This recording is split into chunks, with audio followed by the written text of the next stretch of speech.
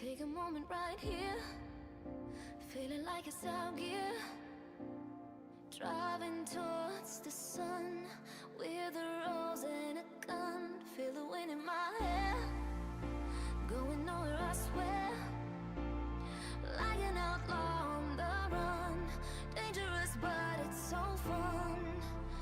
Running, running, no. Hold on, don't let go. Running, running, no. Keep running.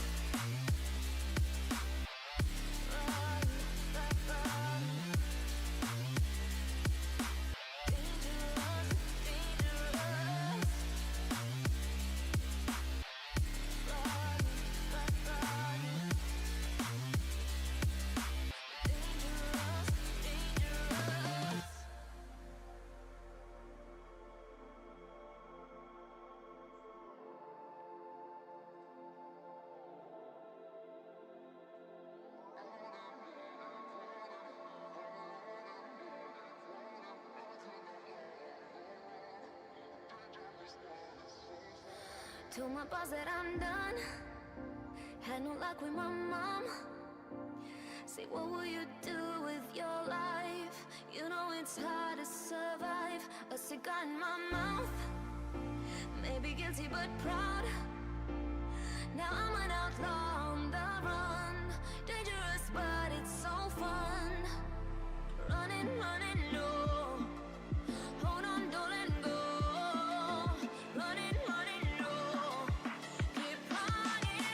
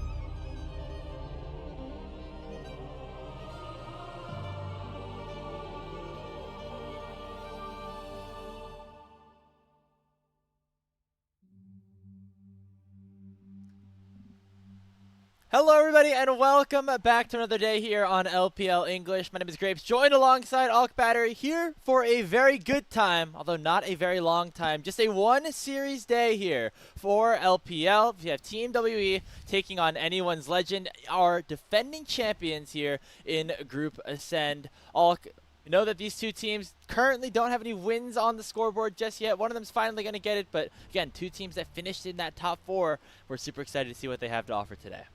I can't believe that's a sentence. I know we're basically 2 weeks into the split, and we're already talking about WE and AL as top 4 teams from split number 2, but it's kind of the bounce back coming back after that split 2 that has been a pretty big hurdle for both of these guys, so hopefully we can see a little bit better, especially for our defending champions.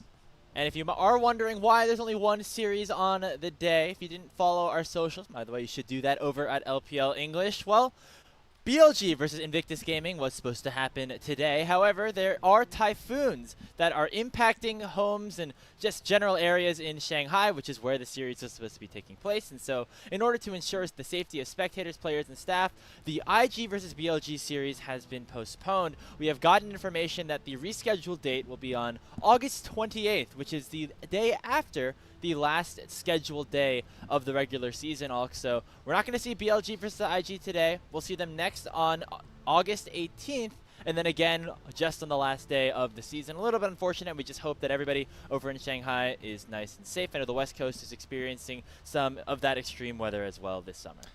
Yeah, I know Hawaii and California are both experiencing tsunamis, so everybody just make sure you're staying safe.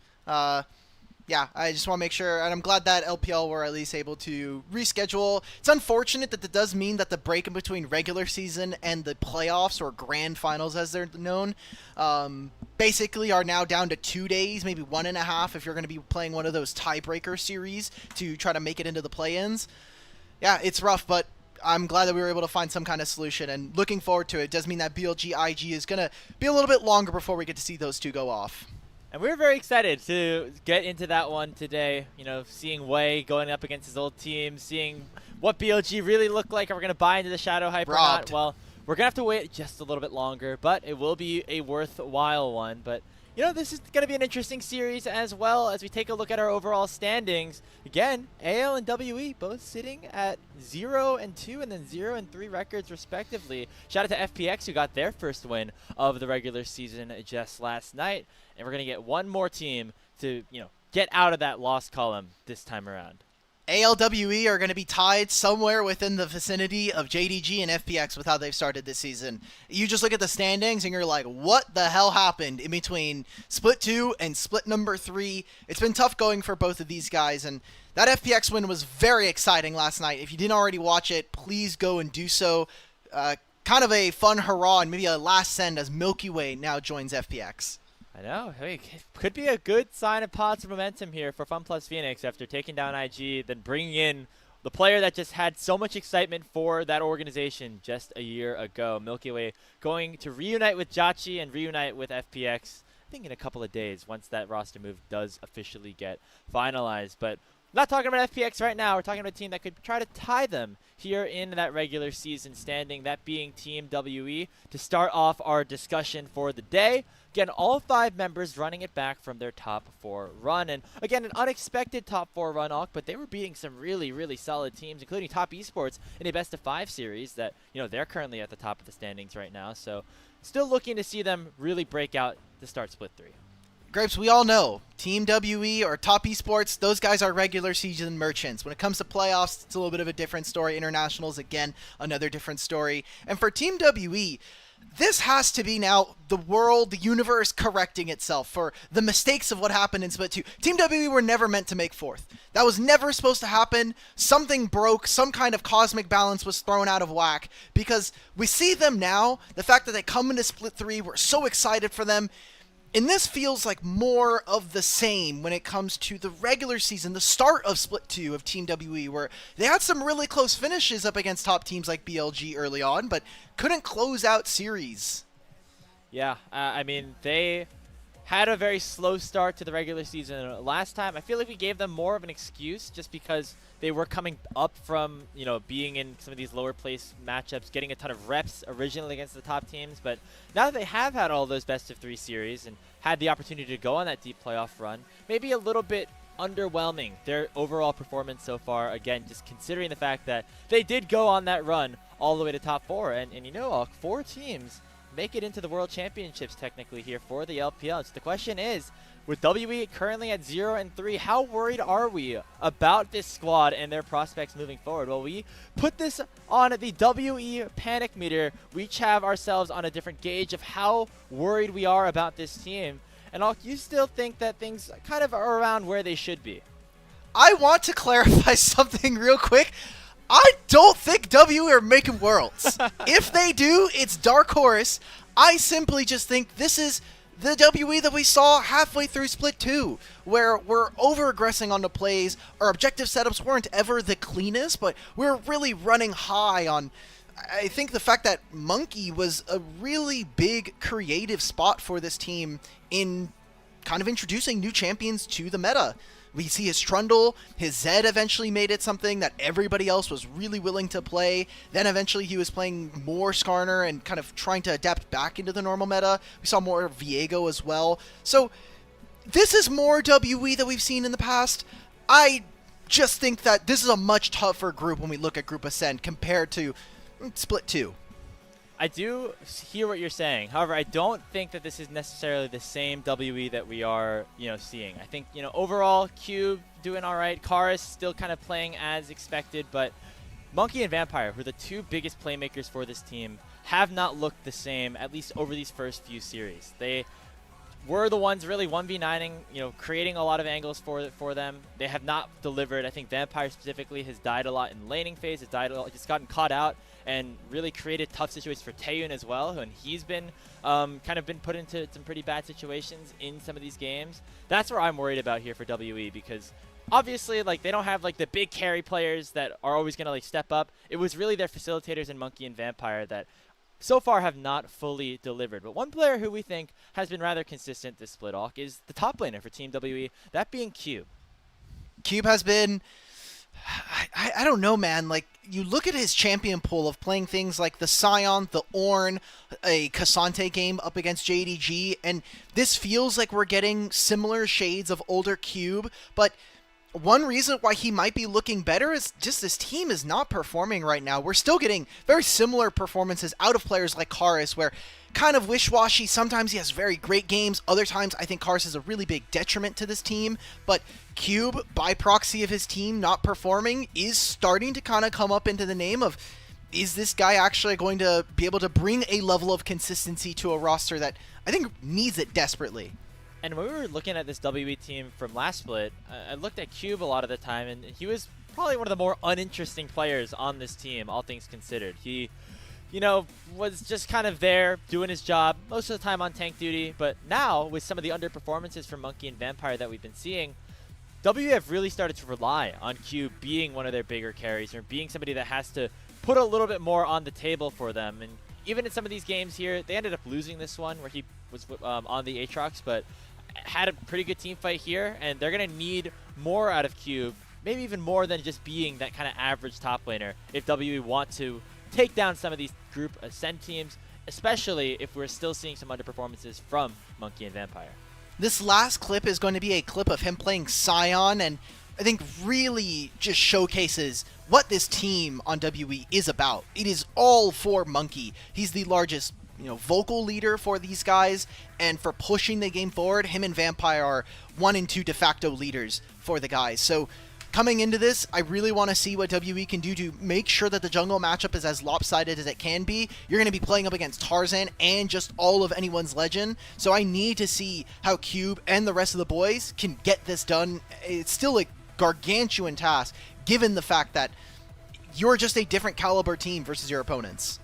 Yeah, and there's that Scion that you talked about. Cube has done pretty well on this Scion, and despite the struggles from both Team WE and Anyone's Legend, it's actually been one of the more powerful picks amongst these 2 teams. Scion currently, between both Cube and Flandre, who is the player we're going to be talking about next, 3-0 overall in terms of record. They're 1-10 on everything else. So this is going to be a pick that's heavily contested in the draft just because of how powerful it is and how good these players have been on it.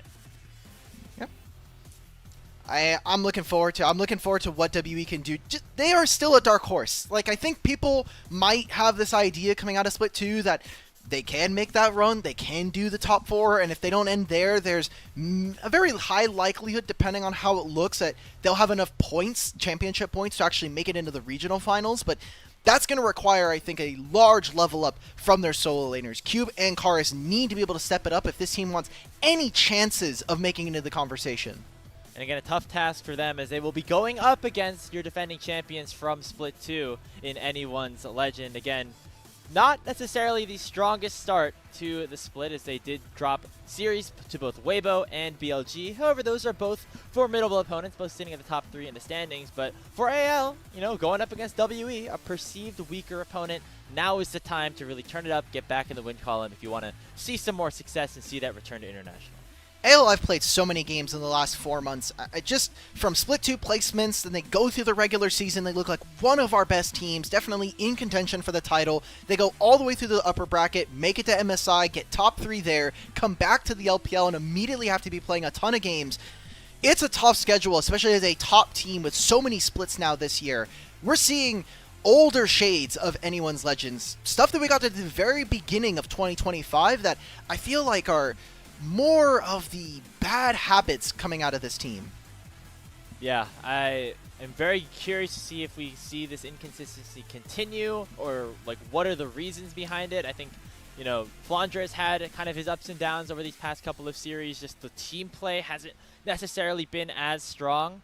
But, overall, this is still a team in Anyone's Legends that we do expect to do well, do expect to be in consideration for one of those world spots. And sometimes it's just hard, being a team that has to go to MSI, have to go to all these international events, and, try to come back right into the swing of things without really having any sort of off-season. I mean, the LPL scheduling did their best to give these teams a little bit of a break by having their season start about a week later than maybe some of the other teams, but even then, not a ton of time to really relax. It's immediately right back to business here for AL, and we decided to take a look at what this did to other teams as well. Once teams from the LPL came back from MSI, how did they look once they entered split number 2, or the summer split as it used to originally be called?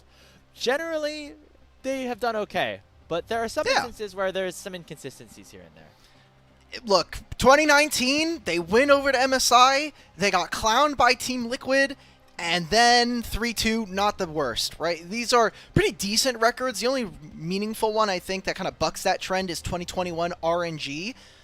Aside from that, these teams have done very well, and especially in more recent history for fans that maybe have only joined in the last couple years, you'll remember that JDG team went nearly undefeated in the regular season alongside BLG, who are the ones that kind of buck that trend.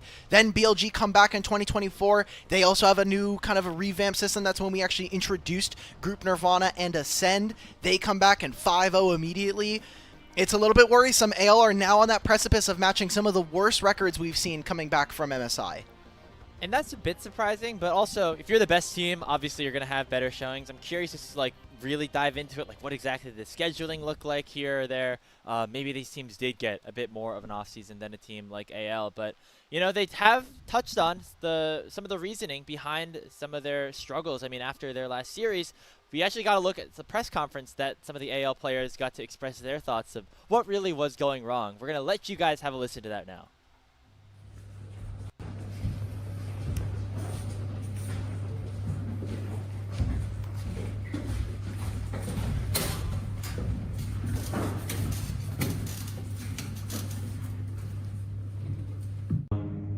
6대에서는 다른 지역의 스타일들이 있어가지고 그 스타일에 이해하는 데 좀 집중했던 것 같고 여기 와서는 그냥 LPL 스타일에 좀 적응을 좀 많이 시켜야 될 것 같습니다.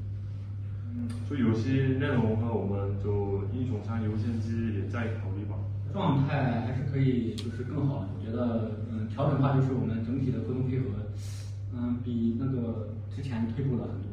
希望大家都可以一起克服困难。 I mean, you can even see it all from the look on their faces that this is a team that doesn't exactly know what the issues are or what is necessarily going wrong, but they definitely want to try to fix it here against Team WE, a team that, again, maybe not as full of star power as some of their previous opponents.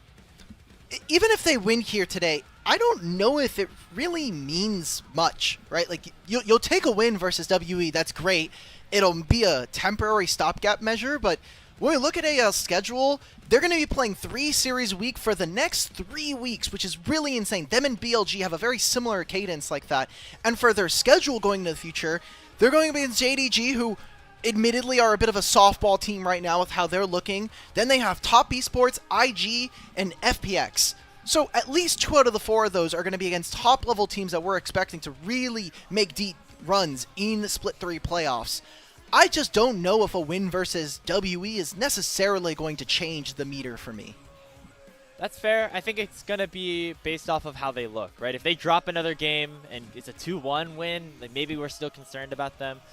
However, we're expecting them to try to 2-0 this series, right? And if they look clean, if some of their mistakes that we were seeing, like from them against Weibo, end up kind of being solved in a way, I feel like we're going to be a little bit more hopeful for them as we do get ourselves ready for the walkouts. We are in Xi'an, which is the home of Team WE, not in Shanghai, which is why this series will still be able to be played. If you are just joining us, IG versus BLG, which was the scheduled second series of the day, postponed due to the extreme weather that is happening over there in Shanghai. So we'll be getting that one a little bit later on in the season, actually the last day of the regular season now, as we get ourselves ready for WE versus AL. Again, Hulk, 2 top 4 teams from Split 2, which is funny to say considering the expectations that we have maybe are a little bit different for them going into Split 3. Coming into this series, looking at the players, I know we spent a large time talking about some of the top laners, especially with how Flandra has looked more recently. Unfortunately, with every single Team WE roster, or lineup, we should say, we are looking in the jungle. Monkey versus Tarzan. These 2 guys have been leaders, innovators here in the LPL. Tarzan came off of his best international performance we have seen from him, and Monkey is still the really big shot caller for this Team WE lineup. So I need to see whether or not he can rally the boys and bring home this upset, because another loss here for AL is really impactful for the standings. Starting off 0-3 in a 14 series best of double round robin means that AL most likely are still going to be able to maybe push for top 1. They're maybe looking at 2nd through 4th. Hey, and you know, AL finished 2nd during the regular season of Split 2. They ended up going in and winning the entire split, obviously. So there's always, it's not like regular season isn't the be-all end-all, but when it comes to playing against such these high-level teams, right? The higher the seed, the better. Whether it comes to side select, whether it comes to just the opponent that you end up facing, right? That could be the difference between, you know, a team that's in 5th place or 6th place, you know, maybe getting to match up against a team like a WE or a Fun Plus Phoenix, a team that is in the group ascend, but maybe lower in terms of our expected star power, I guess is the best way to put it. So all important, and these tiebreakers will become very important, especially if they do end up falling here to Team WE. But for WE, it would prove that they fully are back. The magic run is still there. Oh my god, the overreact instantly. They win 1 series and we're back. Everybody start buying WE jerseys. Hey, I think maybe the best case scenario is to kind of not take any of the, not go too far in either direction for both sides, but that's not fun. Oh, Graves, that's not you're esports. fence sitting, man. The joy of What esports is having these overreactions, is what I'm saying, and so that's why I'm going to be having them, regardless of who wins this series today. Good. We did the one with Slayer with me, and it was Top Esports and FPX. I said that Top Esports after 2 series were not making it to Worlds. I feel like that may be very false, as we see from the regular season so far, and I think Slayer had FPX were going to have their worst regular season performance since like 2021.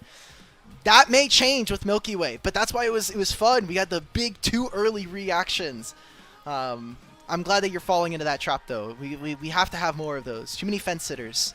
No, I'm down for the overreactions, and hey, if we're wrong, we're wrong. Because honestly, nobody can predict anything that happens in this damn league, man. WE, who would have thought that WE going into this split would have been top 4? This is a team that I saw ranked last place in a good chunk of power rankings going into 2025. Yeah. Now they're here in Group Ascend, and now it's like pretty much expected that they're here in Group Ascend because of their upsets of the regular season, of their performances that they were able to have in Split 2. You know, teams like EDG, Thunder Talk, currently NIP, sitting in Group Nirvana, they thought that they would end up being up here in Group Ascend instead of a team like WE, but now they get that privilege, they get that opportunity, and they've earned it, but they're going to have to continue to prove themselves if they want a chance at International, chance at Worlds for the first time in, what was it, since 2020, I believe, or maybe even earlier than that. W is 2017 MSI, and Jeez. yeah, for Worlds, yeah. Well, we're here in the draft. AL are on blue side this time, so interesting. There's that Scion that we had talked about immediately taken away, and some champions that are kind of popping up in my mind right now. Two of them mid lane champions, one of them already represented by WE, is the Azir, and now, for me, the Yone, one of Shank's most impactful champions we have seen in the last couple of weeks, and something that I think WE are going to have to get rid of, as they have not shown that Karis is very comfortable playing this champion. We'll see if it gets taken away here on this second, or this last go through here, because as you mentioned, Shanks is so good at it. Interestingly, we have seen, you know, Tarzan go for not necessarily always these carry junglers so far here this split. His first game of the entire season whipped out a Maokai, which was maybe a little bit unexpected here for just the player that we have known him for. Not going to be the Yone ban, it's going to be the Yorick takeaway early. As we mentioned, that Scion that was so highly prioritized, not going to be up for the running. But Tarzan's going to lock in this Trundle. Had a really good showing on it against Weibo in their last series. Interesting. So the Trundle has been seeing a lot more play. This is another Monkey invention, something that he really popularized during Split 2. So a big takeaway from them. WE are going to respond with Rumble and Taliyah, so great team fight setup when we see from them. It means that Cube should have a bit of an easier time playing the lane, but come to team fights, that has been the big problem for Team WE, so I'm reluctant to see them actually perform on this, as even in their last Rumble game, we did not see Cube get very involved with the rest of the team. And this allows for now Flandra to go for that counter pick in the Ornn, neutralize the laning phase. And AL now have so many ways of making a flashless Taliyah extremely miserable. Yeah, I mean, just a lot of crowd control that will be very hard for Karis to escape from. However, you know, just a lot of OPs overall for Team WE, and we'll see if they're able to pilot it is the bigger question here. Alistar locked in on R3, I should say, to round out our first rotation here for Vampire to get into the second phase of bans. A little bit of a disparity here as W have not locked in a jungler, AL have not locked in a support. And Smolder could be something that they're looking for early. If this game is going to go late, you don't have a ton of interaction coming in from AL. It's really just this Trundle being empowered by the Orianna, giving him some more movement speed. Second phase of this draft, I want to see what WE are prioritizing for AD carries. The Ezreal has been very popular for Taeyoon. You also have you know, things like the Jhin still up on the running. Sivir has really risen in priority, especially going into Split 3 specifically here in the LPL. And so not surprised to see that one taken away, but still a lot of really powerful things for Taeyoon to pick up here. I could actually see Jhin here for WE. We've been talking a little bit about some of the range that they might have with the Taliyah and Rumble, and if Jhin is rotating from another lane, it allows for him to play more of a supportive style, kind of a secondary DPS, especially because, again, this is a Monkey team. If there are plays happening in the river with Vampire and Monkey, a Deadly Flourish from long range that maybe someone on AL is not expecting could set up for a pick, or at least a summoner spell. Seems like right now, Taeyoon is kind of hovering through them. The priority has been on Corki. Does mean that right now with Vampire and Taeyoon, they should have the lane prowess, and this is at least giving Monkey setup for counter pick in this matchup and some lanes that he can work around. Slight takeaway for Hope as well. He's had some really good showings on the Corki specifically, even going into the start of split number 3. A lot of options. I think team fighting really is the name of the game when you lock in Ornn and Orianna. So a Kai'Sa is kind of a more flexible option, but I was even saying something like a Jinx could have worked here for AL if they wanted to lock that one in, but going for a little bit more of the aggressive pick here in the Kai'Sa, Nautilus, Rel, Leona, a lot of these engaged supports still available. Imagining Kyle locks in one of those. Yeah, Rel would feel particularly bad because there's an Alistar in the enemy team. Rakan is the most fluid, I think, especially when we're talking about some dive buddies here. This feels it's going to be our jungle matchup now, because Trundle is so empowered. He has a lot of different ways of applying plasma procs so that Akaisa can catch up with him. And one of the things that we'll have to watch throughout this game for Team WE is, with this Talia wall, how can we create terrain versus Tarzan? Can we force him into a position where Tarzan is trapped on this Trundle? Because outside of him not having flash, he cannot get away from this. And I like this from Monkey. Taking the Jarvan now gives him some early game power that he can make stuff happen in the first few minutes of the game. And again, creating terrain versus Trundle, putting him in a position where he can't move out. I like this answer from Team WE. A lot of terrain. As you literally mentioned it, the Jarvan gets locked in. You add the Cataclysm to the Weaver's Wall, then you stick an Equalizer over the top of it. Hey, that's a recipe for success if you're Team WE. The formula is there, but AL just have a lot of easy-to-execute go buttons as well. You have the quickness, you have the Shockwave, and of course the Call of the Forge God to just instantly start an engage, instantly start a team fight. And hope on this Kaisa is going to have to be contained if Team WE want any chance at going with a win to start off this series. An important one. Again, just the fact that this series has long-standing implications for the rest of the split. AL losing this could maybe be a spiral, but for sure impact their seeding going into playoffs. And for WE, finding any kind of win maybe gives them that jump start that we saw from them in Split 2 to bring this team back to the high highs that they were able to reach midway through 2025. I remember WE in Group Ascend last split never were the favorites against any of the teams really that they ended up facing off against, whether it was the Weibos, the JDGs, the top esports who they beat in the playoffs, always kind of the underdog. And they're kind of sticking to that same trend this time around. They're going to eventually have to pick up one of these upsets. Will it be here against the defending champions in their home arena in Xi'an? We'll find out right after this, as game number 1 is about to begin.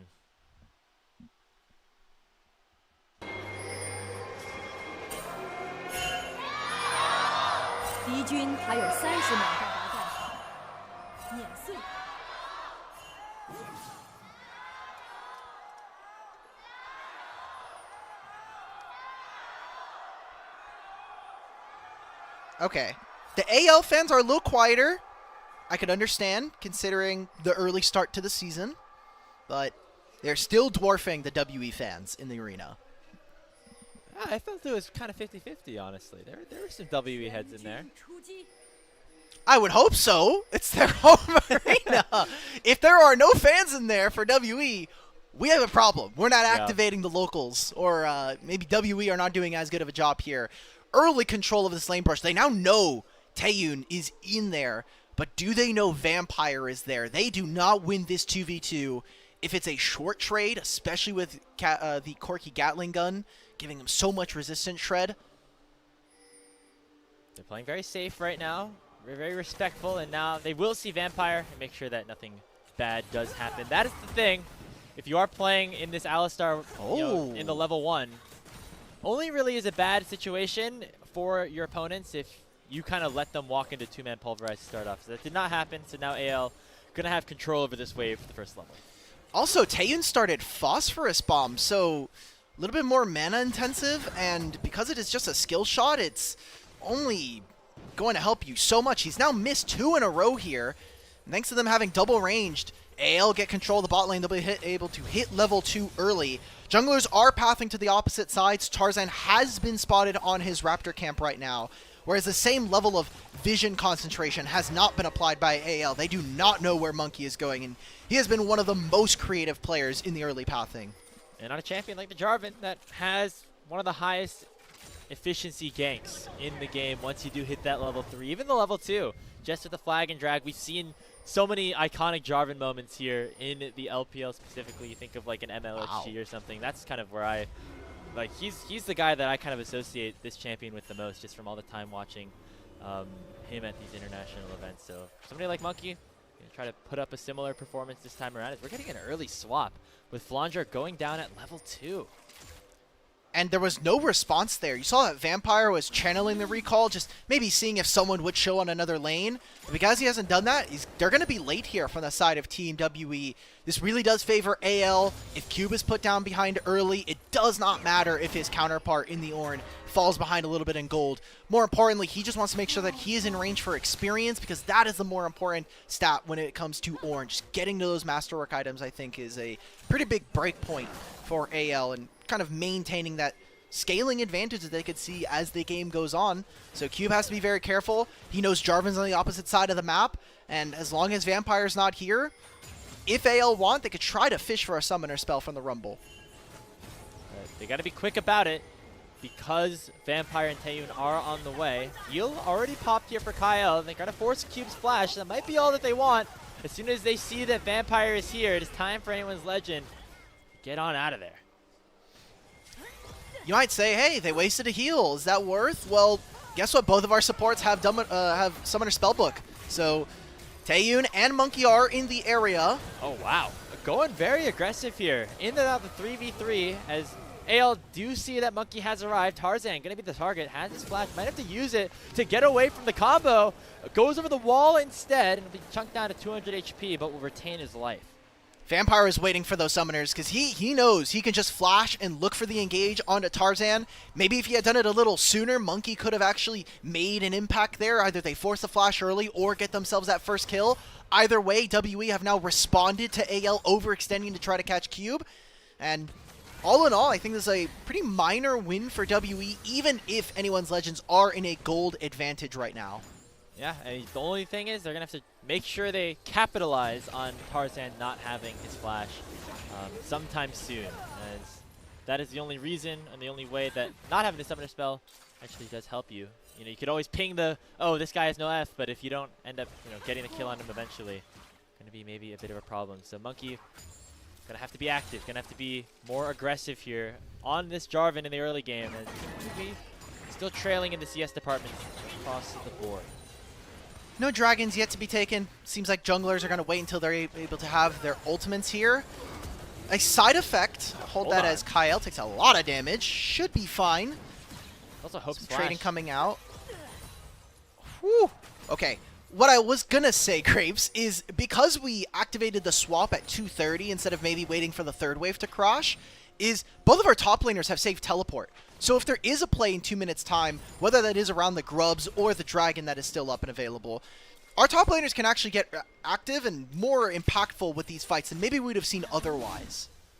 That is true. I mean, that's just another little intricacy that's been opened up by the lane swap as we are playing in that kind of backwards mode right now. It is Monkey actually starting up this first dragon of the game. Tarzan is on the opposite side of the map, so might be able to set up some extra vision and priority around the top side of the map, but no guarantee that this means the grubs go over. So small win in favor of Team WE on the objective front.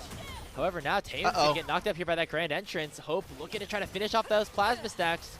Taeyun has his flash. Vampire doing a nice job to body block, so it looks like WE will escape and get out here with a small win. To grab the dragon, still a minute and a half before before these grubs. And I like what we've been seeing from AL's laners so far. Hope and Kyle applying pressure onto Taeyun and Vampire. And in the same thing, we kind of saw a little bit of it there. Shanks pressuring Karis to not only take a recall, but now he's going to be behind because once the wave bounces back under his turret, Shanks can very quickly, with Tarzan after he finishes his bottom side, they could show up mid, get Karis' flash, and because he won't have teleport, that could be a numbers advantage that opens up on the top side. And quietly also for Shanks, opening up pretty sizable CS lead to collect some of it after this wave comes back into his turret. But sitting around 10 or so, he's got a 200 gold lead over Karis. This is, again, a player that has been, some of the reason that AL has been maybe underperforming a bit to start off this split number 3. Hasn't had those superstar showings like we had seen from him at the likes of MSI. So having a good start to this game number 1 on a champion like the Orianna that is fairly simple to execute in some of these team fights is going to be a good sign. We're 20 seconds away from these grubs spawning. Interestingly enough, though, Tarzan's on the wrong side of the map again. 20 seconds until this objective spawns, and he's doing Krugs. I think it'll be fine. I mean, you look at how much vision has been placed by WE on the bottom side of the map. They haven't really been able to transfer that, and it seems like they'll be a little happier. Monkey, instead of finishing his Krugs, will have his red buff up. So in terms of the damage profile and some of the combat efficacy, that could be something that we actually see comes in the favor of Team WE, but they have really impactful ultimates here for AL. Looking at that shockwave from Shanks, he has the priority now to answer. Let's see if WE can get more than just one grub. Now already Cataclysm in onto Tarzan. Remember, he doesn't have that flash, but gonna just use that subjugate to become oh so tanky. Killer Instinct into the pit, and it's gonna be first blood picked up for AL, and Karis is stuck in that pick at it, gonna have to flash away. Already that first grub secured by Team WE. A teleport comes in. It's gonna be Cube. We're going to try to rejoin the fight, but without Monkey alive, it's going to be very difficult for W to do anything about it. However, two-man seismic shove does land onto AL. Tarzan getting critically low, but now Karis doesn't have any more mana. Meanwhile, on the other side of things, it's going to be Tane Force upon the barrier, but now Cube has burned down Hope, and Kyle has to flash away as well. Cube picks up another kill, and WE managed to go 2 for 1. I don't think Cube is getting another one after this. Flandra decided, I'm hitting the turret. He must have taken a really bad trade. He also used his ultimate there. So something happens. I really hope we get a check at the replay, as that is 3 kills now to WE in the first 9 minutes of this game. Feats of Warfare going over to them. I need to see what happened in bottom lane, because or not being able to teleport in that situation to match Cube gives WE a numbers advantage, even with Monkey falling at the very beginning of this. I mean, you take a look at the health bar. I mean, just maybe got chunked out there, as Tarzan used the subjugate very early to try to survive the initial play. That means he did not have it later on. I just don't understand why we're going for this as WE. I mean, Karis wasn't able to move in. The bottom lane had actually gotten trapped there. And yeah, we get to see it in the minimap there. He had used the Ornhorn to try to clear the minion wave. That's just a huge mistake from Flandra. I guess from that point he recognized, look, I'm not going to be that useful for this fight anyway. I might as well grab this wave, push the rest of that bottom wave. But AL put themselves in a really tricky situation, and I loved the kind of fight that we got here from Team WE.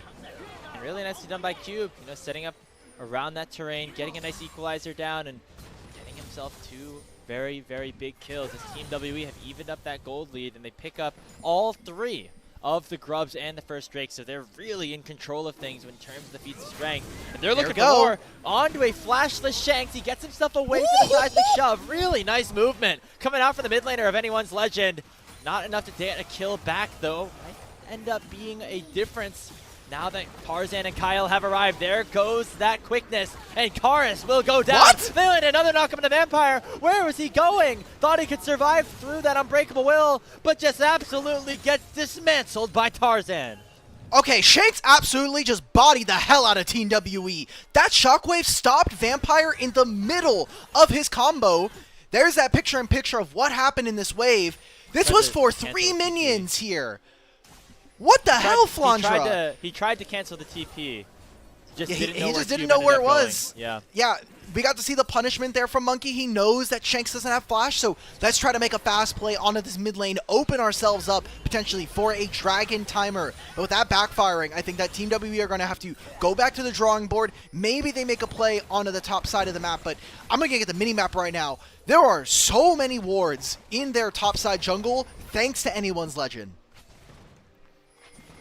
A pretty back and forth sequence there. What looked like WE putting just another dagger into AL with that play mid ends up actually bouncing back around as anyone's legend is able to pick up 2 kills, both into the hands of Monkey, who now has that Trinity Force unlocked and will become a very big presence here if they want to fight for this second dragon. If AL want any chance of securing the feats of strength, they're going to have to take this one down, and it looks like they want to contest it.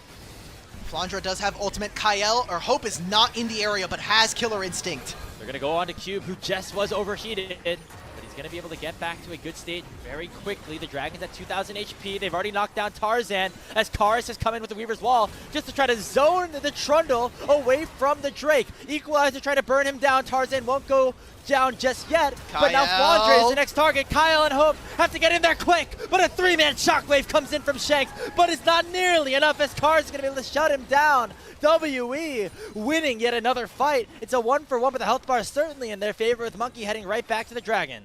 I like the pincer there, and parts of that fight that we didn't get to necessarily see was WE and how they controlled space. AL were more considerate of making sure that individual members of WE couldn't join. Taeyun was very late to this fight thanks to Hope pressuring him off, but that is not the focus there. The instantaneous engage onto Cube means nothing. If you look at it from WE's side, they're allowing for Monkey to get into that backline, for them to now secure the feats of strength. Take a look at this replay. Look at where the rest of AL are. They're trying to put all of this damage onto the Rumble. Karis in this Unraveled Earth stops Kael from joining. And now they're just going to pincer the very weak side. I love the use of the Talia wall to instantly reposition, make it difficult for AL's carry to make it over to this side of the fight. And this was what we were talking about with AL's struggles at the start of this regular season, just being a little bit disjointed. You know, with all these engage tools, they're all good, but not great in isolation. So just that Ornhorn is not actually going to provide a lot of value unless you have the follow-up. But AL were kind of caught in a tough spot where they were trying to collapse on 2 different areas, and WB just collapsed on one end of it and ended up getting the better end of the fight. Right now, objective setups are going the way of Team WE. Individual plays, I think AL are still a little bit better than their opponents, and something that we'll see throughout this series, and definitely in this game, WE in a lot of their games so far have shown that they can play for early objectives, that they've been able to do it in impossible situations. Maybe Kyle gets out of here. I mean, he has flash. He should be fine. WE, when they have a Smolder comp in bottom lane, they're able to get the first 3 dragons. When they have a Senna composition, they're able to get the first 3 dragons. It's that soul that has been the biggest kind of nail in the coffin for them that they have not been able to get over and has led to them starting off the season 0-3. So, you know, basically what we're saying is, you know, not these guys mission cannot accomplished close, just bro. yet. Yes, they've done the part that they've been able to do so far, but the question is when it gets to the 5v5 team fights, can they deliver? When these champions start to get a couple of items in, when the damage really starts to amplify on some of these big carries, will, you know, Karis and Taeyun be able to play these fights without getting caught out? Will Cube be able to provide the right amount of damage? Will Monkey and Vampire, most crucially, be able to start the fight at the right time? That's something that AL have been able to do really well throughout Split 2. That's what led them to an LPL title. But maybe they are faltering in that area as well. It is Tarzan starting up the Rift Herald as we speak. Currently Cube on the wrong side of the map. He has his teleport though. Yeah, he just hit level 11, but he doesn't have Equalizer. I think right now WE more focused on getting gold for themselves to make sure that Karis can pick up another wave. He's very close to actually finishing his Seraphs. He's going to get the teleport invested here by Shanks, as Flandra had to move preemptively to be a part of that fight. That turret is almost going down, and with WE having 3 grubs, I expect within the next 3 minutes that W are going to at least have a single turret to their name, and now they are pressuring the rest of AL away from this top side, taking camps away from Tarzan. Yeah, just making the star player of AL as uncomfortable as possible. That is who W want to play through, right? It's Monkey, who's had himself a pretty good game so far, I will say. Somebody that we were hoping to see a little bit more of after maybe some underperformances in the first 3 games of the regular season. But, you know, we see the record as 0-3, right? It's not necessarily just like they've lost to everyone. They've picked up 2 games against some pretty quality opponents so far. They just have, the question has been finishing off the series, and they have not been able to do that just yet. Grapes, are we qualifying JDG as a good team? I was more thinking Weibo, but, you know, fair enough. They got Fair owned enough. by IG, so we know which way that goes. But Weibo, they had a winning record up against up until that point in the year, right? Like, they were, I think, 5-1 all time versus them in 2025, and unfortunately they did end up falling. This WE roster has been so fun. They're a team here in Group Ascend that have no real superstar names, but we're able to take heads in split number 2, especially with Monkey, who finally found a starting spot of his own. He'd always been kind of a backup dancer to Jeje over on EDG for a while, and now that he gets his own starting spot, I think he's earned himself some pretty goodwill. And I mean, even going into 2026, I very much expect him to be a team captain. Yeah, as looks like the team captain of AL is doing pretty good too, as he just completely jumps Cube and takes him down. Nicely done here by AL to get a little bit more gold on the board. They have stabilized things quite a bit. However, his topics and sights will now turn to this next dragon spawning in 20 seconds, and W want to make a play mid before that.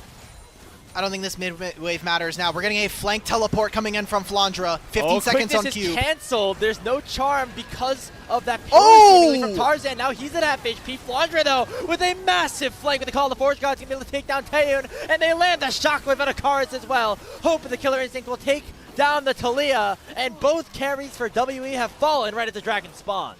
Something that happened in AL series or in WE series just before this versus JDG.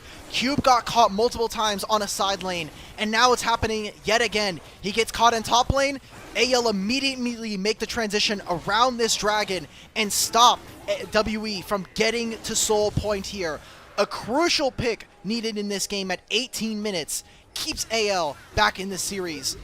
They even dropped the Herald during this, so they're going to get damage onto the mid turret. I love the fact that they are able to find this flank. A single ward here not only finds Taeyun, but gets summoner spells out from Team WE. And, you know, in that last dragon fight, Flandre had to call the Forge God, but it was so disjointed from the rest of the team. Barely found any value. This time, he was there at just the right moment. Everybody, all 5 members, able to collapse upon Taeyun and Karis, the main carries right now for this team, the main damage dealers. And once they're down, there's no hope for WE to try to take that Drake. Gold swings now in favor of AL, 1,500 gold for them. They've been able to maintain a pretty solid gold lead this entire game. But when we talk about AL, just coming into the year and even just now, their objective setups have been one of the reasons why they are the most consistent top-level team we've had in the LPL. And their win in Split 2 felt justified. Like, that was maybe even revenge for Demacia Cup in my mind. That should have been their title as well coming into that, but they weren't able to take that. Or they were able to take that versus Top Esports. I kind of want to see a little bit more out from AL now that we're in the back end of the year. Can they get over the woes? Yeah, will this Split 2 be remembered as just a fluke, or is this really a legit team? It's a question we're going to have to continue to answer about AL, because, you know, after 2 losses in a row, albeit against pretty good teams, I think all things considered, I think the wave of losses maybe when these questions started to rise up a little bit more. You know, AL, they're going to have to prove it again. I mean, the LPL is a league full of very powerful teams. They're going to have to make sure they are on their A-game here as Monkey tries to go in for his red buff, but it's not his red buff anymore. It now belongs to Tarzan as he takes Monkey down for the 2nd time this game. Well, Grapes, that is probably the worst time for Monkey to die, because guess what? That's an Otacon being started now. Flandre and Shanks are hitting this. Cube does not have teleport. He's going to make his way over. This is just an objective that is never going to go over to Team WE. Let's get those waves pushed out. Let's pick up some more gold. Yeah, we can get that. And that pick right there might have just costed WE game number 1. Big pick onto the superstar jungler here. Tarzan finding Monkey in his own red buff. Ending up picking up that Otacon in response. Gold lead up to 2,000. Flandre getting a little cute. Let's flash away. All good. Is That's good. my good Ornn top laner. He decided, look, I will use my flash to make sure Shanks gets his recall. Every mid laner is super happy with what Flandre just did. He's still going to pick up this wave. I mean, he also has Kyle now coming through with Tarzan. Yeah, Tarzan's right back to business on the Vampires. Already have to pop the Unbreakable Will. Pillar doing a lot to just try to block off this Alistar. Flandre ends up taking a beating, but he gets the wave, which is exactly what he wanted. But now WE want to try to punish this low HP Ornn with Monkey Flag and Dragon over the wall. They're not going to be able to find him. So WE will get a bit of a tempo advantage with the resets coming in from AL. This should be the turret for Taeyun. Again, 3 grubs makes it very easy for WE to make it on out. Oh, and AL are able to trade that. 1 turret in trade. Ultimate doesn't land, so I didn't see that. I don't know what's happening. Karis does lose his teleport. I thought that WE were going to make a bit of a bigger investment in topside and take more of Tarzan's camps. You see pings were coming out from anyone's legends. They didn't know whether or not those camps are gone, but Monkey and the squad, they want to reset, get some eyes on bottom side here, and protect some of their solo lanes that are starting to come back out on the map. And Tarzan is everywhere. Here in this mid game, it seems like no matter where you look, you think that, you know, maybe this is the opposite side of the map. Tarzan's right there, once again, looking to make a play. Throwing out those pillars, trying to just be as much of a nuisance as possible, both in terms of counter-jungling and also just slowing down what WE want to do overall. Having himself a very good game on the Trundle so far. He's built up a sizable gold advantage, and now with the Otacon buff, a little bit of an XP buff as well, waiting for that next dragon to spawn in about 30 seconds. That was the advantage that I actually gave over to Tarzan, is with this Trundle pillar, it makes it incredibly easy to find engages onto Karis, onto Taeyun. You force out some summoner spells, maybe a mobility spell here and there. And something that we haven't seen quite yet in this game, and maybe we will later, is just Tarzan's ability to dictate Another big or pillar. stop WE's engagements. You can use this to stop Monkey from flag and dragging forward, or even Vampire if Tarzan has the hands for it. So I want to see AL. This is incredibly tough to break. Well, they do find the full combo on the Kael and take down the Rakan before he can use anything. So that is a big win for WE, but it's going to cost Monkey about 75% of his HP bar, and that's not a good sign. Sombrero again, it does not connect. Shockwave misses for Shanks. Not a good sign for AL. They lose their support, they lose their mid laner's ulti, and now this Vampire Dragon Fight's just gonna be much TP'd. more difficult. Vampire with a spellbook teleport, gonna be able to land a huge knockup with the Shanks. 3-man Cataclysm, but the Call of the Forge God is big. Hope still untouched on the back line. He's gonna try to cook here in this fight. Taeyun to the back line, and Hope is gonna try to rip apart Team WE. They pick up the ace of the 4v5. That is Hope from MSI, ladies and gentlemen. His Kai'Sa completely cleans house and rinses WE. A second dragon goes over, and the start of this fight again. All about Tarzan on this Trundle, putting Monkey into difficult situations. We wanted to see more terrain, more abilities to stop Tarzan from ever being able to join the fight, but the backline carries come true. And AL now, they had the Otacon, they got the Dragon, and they finally broke open this mid-tier 1. The start of this is so great. This is a 3-man knockup here from Vampire, but where's the rest of the team? I mean, Taeyun only just now has arrived. Karis did not get the perfect setup with this Talia. I don't know what else to say. I mean, even without the Shockwave, this looked easy from anyone's Legend. And you can never blame WE for going for this play. You have the numbers disadvantage. You see a big cooldown down on one of the big carries. They just got outplayed. Plain and simple, and that's one of the advantages of having all these superstars here on anyone's Legends compared to WE when Tarzan's able to do what he was doing in that fight. And of course, Hope. Have to talk about what he was able to accomplish there, dishing out so much damage, ulting in at just the perfect moment, and setting up an advantageous game state from this point forward for anyone's Legends for game number 1. Now AL in a super commanding lead. It is only 4,000 gold, but you talk about the range advantage that they're going to have.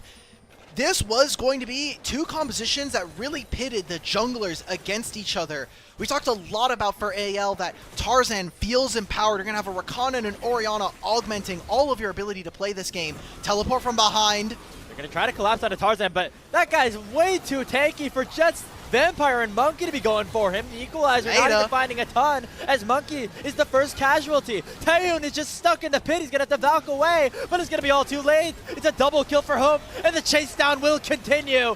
Shanks finds Taeyun with a Shockwave, and underneath the tier 2 tower they go. Zero regard for the turret whatsoever. Another ace for AL, and Baron will be the next target. 5 for 0, Baron on top of that, and look, they're not going to even bother. They're just going to send Tarzan and Hope to finish this objective by themselves. Anyone's Legends look like they have come back. Now, two things to note. One, AL have been Game 1 Andes so far in LPL. They started off all of their series with a Game 1 win where they look resoundingly better than their opponents, but to close out a series is a different task for these guys. Just like we said with WE getting the soul, it's AL completing the series, but right now their game 1 team fighting just looks so much better than WE's.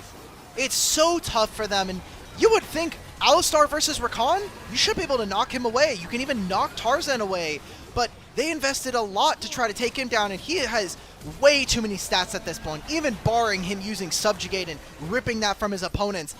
He is way too augmented in these fights. A single pillar allows for Hope to fly into that backline. A triple kill here for the Kai'Sa. And now, guess what, Grapes? Ornn is level 16. Yep. He's giving out Masterwork items. So if you thought the gold lead was already bad enough, the experience differential that they got from the Otacon, now they're also going to have even more stats than their opponents. So that 10,000 gold lead on your screen is going to more feel like 15. It's going to maybe feel like more with the Baron buff in their hands, looking to try to expand that lead to even further heights. The tier 2 tower in the bottom lane currently being targeted. Flandra pushing a wave mid, so they're playing on 2 different lanes, which is generally what you want to do when you have this Baron buff open. WE looking for responses, but just not able to find the right plays at the right time. Whether it's a couple of bad clicks from Taeyun, Monkey going for the wrong engage. So far, WE have not been able to find their footing here in this game 1. They can play on 2 lanes, the ability to really flex between the two of them with the Kaisa and having Hope here. Jesus Christ, Vampire is gone. Let's wrap this game up, boys. And the pillar lands on the cars as well. He's going to be an easy call to Forge God target, but there's not enough follow-up for AL to continue the push. So instead, they'll take 2 inhibitors simultaneously as their consolation prize. Game not over just yet, but AL looks like they might try to push for Hope. that 1-0 Kyle can lead. teleport, They're and he sending still a has grand teleporting entrance. from Kyle. Look for another engage. Again, Vampire dead for the next 9 seconds. There's a searing charge. It lands on both of the backline carries. And Flandre sets up his team for success. Monkey with the Cataclysm, not even to find a single kill. Vampire respawns, but it is all too late as Tarzan is still tanking up everybody on WE. Another shockwave for good measure sets up a triple kill for Shanks. A quadra kill at that. And it's a 24-6 slaughter. AL take game 1. Shanks is still looking like the man, dude. Like, I am so impressed with the level up that this player has had over the last year and a half. Even looking at WE or looking at Anyone's Legends last year, Shanks was starting to make improvements, but I think some people still had questions to the level of his gameplay. I think we really got to see it in his series at MSI, and now here back in the LPL for Split 3, he looks super clean, man. I am so happy that Shanks is doing this well. Yeah, there were some moments like, you know, in the Weibo series and the BLG series, and we're gonna trying to bring pull you myself back down to me, back brother. over I'm trying to pull you back in. where maybe Shanks didn't have like the best moments one way or the other, had some slight miscues and things like that, but fully look back here against Karis, whether it was in the early game where he generated like a 15 CS lead kind of by himself at the 10-minute mark, or of course some of those big team fights where the shockwaves really did come to play. There's a couple of whiffs. We're not gonna necessarily forget about that, but for the most part, we are excited to see this player back and kind of informed for the big moments, which are the team fights, of course. And for WE, that was a tough game. We started off the early game. I'm going to yet again call out our producer. We were 8 minutes in that game, and there was one from Kelsey Moser. My face when WE are going to Worlds. Not happening. Not happening after 15 minutes. That game was completely dusted for them. As we got to see that WE, not too many plays around trying to include Cube, and the flexibility of this Talia from Karis never really got off because they never had control of side lanes, and coming into fights, once Monkey was dead, they had no ability to go forward. Yeah, and again, it kind of the big playmakers not necessarily finding the best moments for them. Monkey kind of, I don't know, like that engage, we're just seeing AL like kind of in his own jungle and still trying to go for the red buff. That's the greed they talk about in the Bible, man. I don't know. Monkey having a bad, not kind of realizing that kill set up the Otacon and then set up a situation for AL to become the playmakers, to become the alphas in these dragon fights moving forward. That really did hurt them, and that's maybe some of that over-aggression from WE coming back to bite them like we saw. All right, where are you on the panic meter, brother? Are we saying that losing to the best team in the LPL probably is not meaningful? Or I like their first 10 minutes. Their first 10 minutes are great.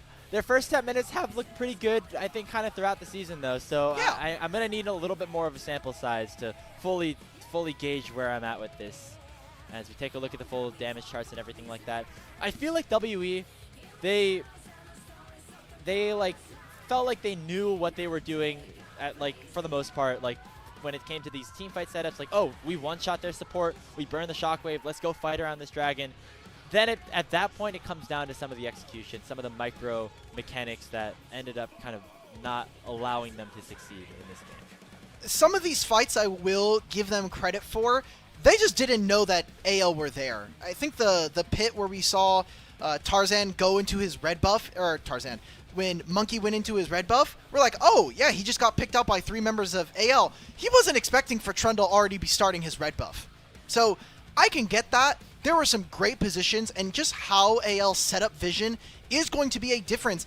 That's, I think, just a kind of a symptom of W are not playing at a higher level. Higher level teams are going to punish you for vision control, for creative wards that they're able to grab down. This is one of them where we got to see Ornn come through and completely turn a fight for this team. That's so cool. This comes down to how Vampire and Monkey are walking around the map and getting any kind of wards. Yeah, and some big positioning errors from Karis and Taeyoon, I think, really were the things that doomed them. I mean, this fight, this was just Hope kind of having his LPL Kaisa moment. You know, you're going to have those kind of once a series here.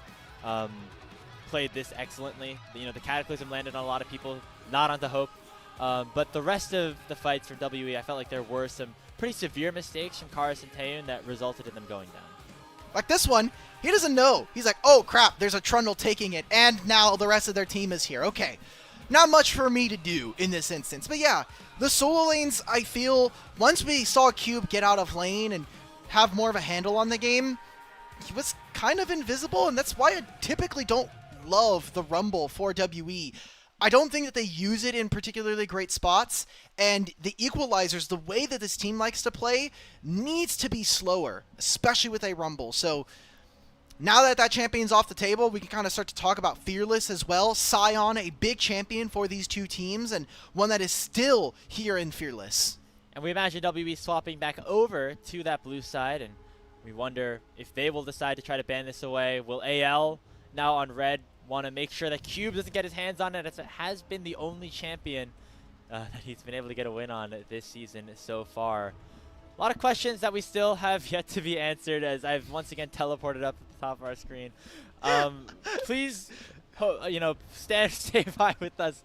We don't know exactly why this is happening, but we are working on a solution as we speak. I promise Kelsey in the background is working her damn hardest to make sure that the package is working out. Man, we need someone like we need a copy pasta of like spam this poser to help Kelsey.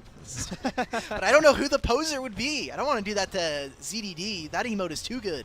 I don't want to do that to him. It can't just become the Kelsey emote. It has to live on its own. Speaking of EDG. Yeah, we do have a Kelsey Despair, I guess. That is an emote that we do have out. Who's our MVP? Could be Tarzan, honestly. I feel Tarzan definitely played a lot of this game very well. I wouldn't be surprised if we gave it over to Hope. Tarzan, I think most consistent game. Shanks and Hope both had very good team fights, but also had some, you know, I mean, I don't think Hope had a bad showing, but he really just had that one team fight that he really was able to play well. I want to sneak in a Kyle vote real quick if we can get it.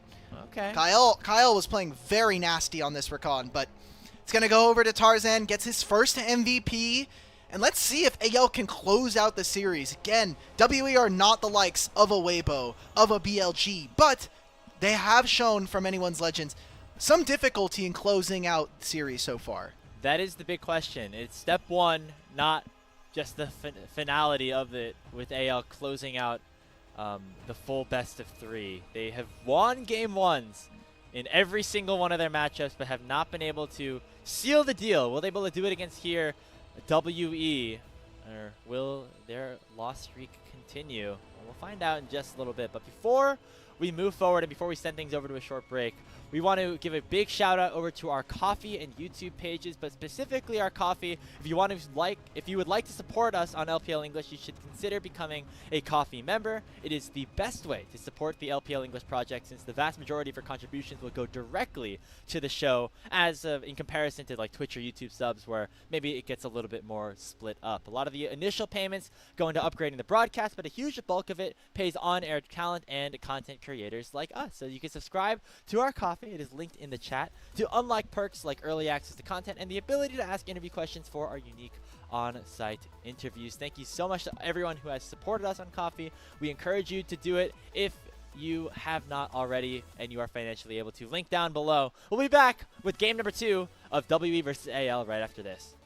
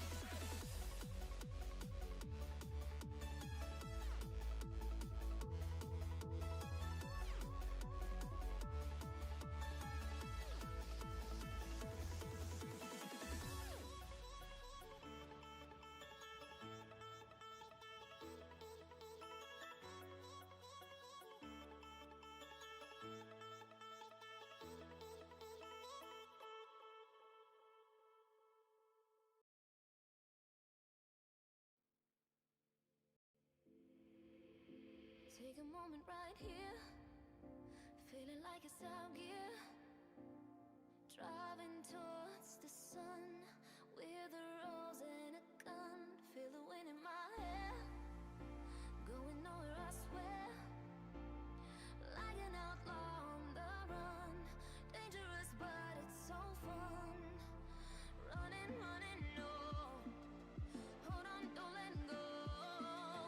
Running, running, no, keep running.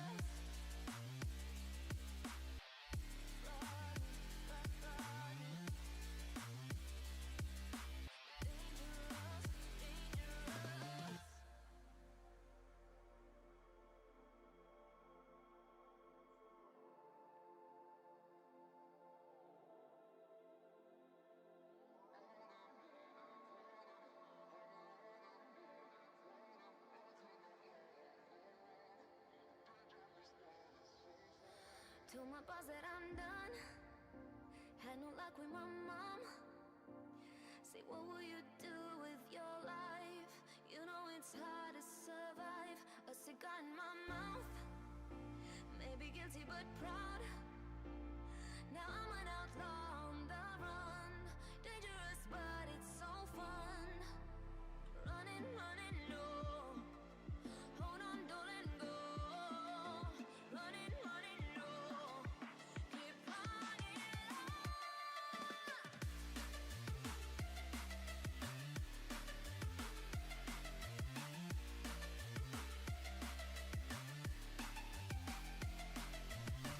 Welcome back. It actually just moved as soon as we went live.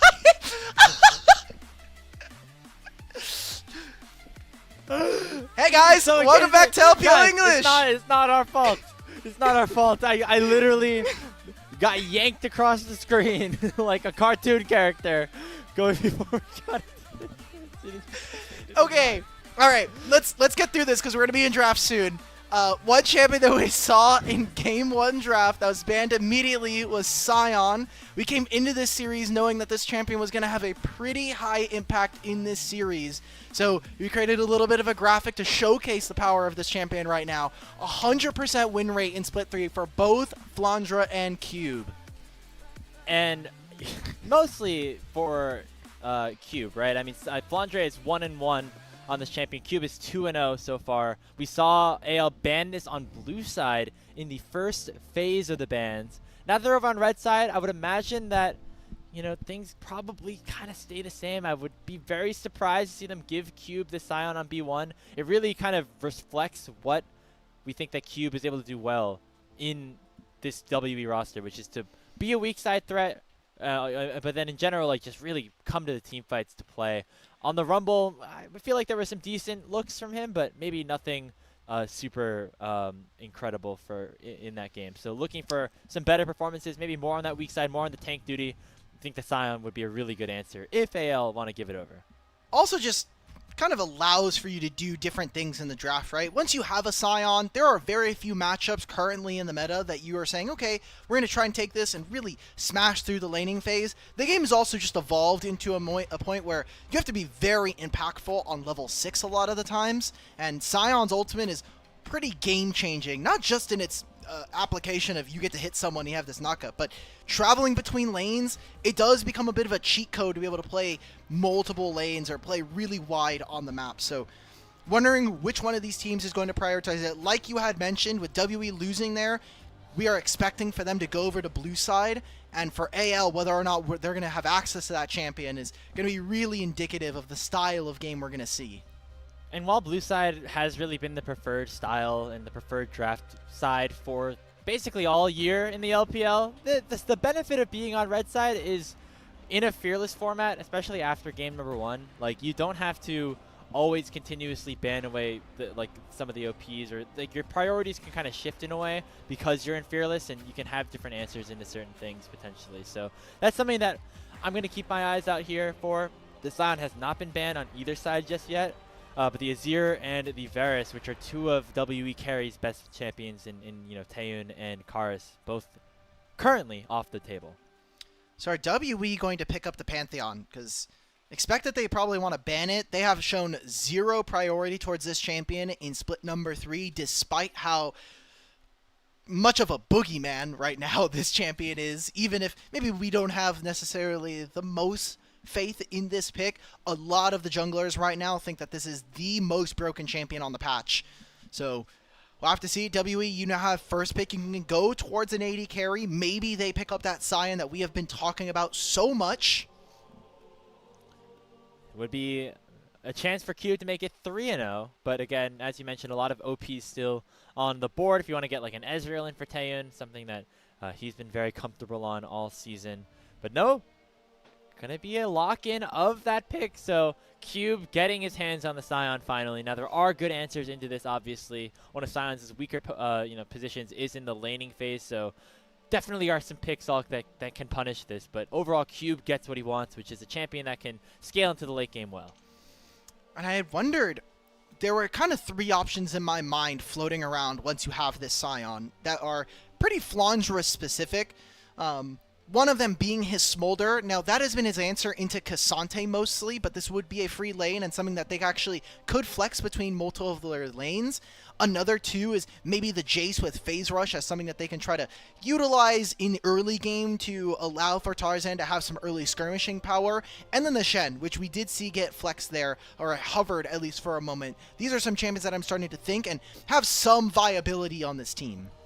But instead, it's going to be a strong mid-jungle picked up for anyone's legend. It's going to be the Xin Zhao and the Victor for Tarzan and Shanks, respectively. Don't necessarily love the Victor in general, but when paired in the right situations, can do a ton in those team fights. Monkey's going to lock into Skarner.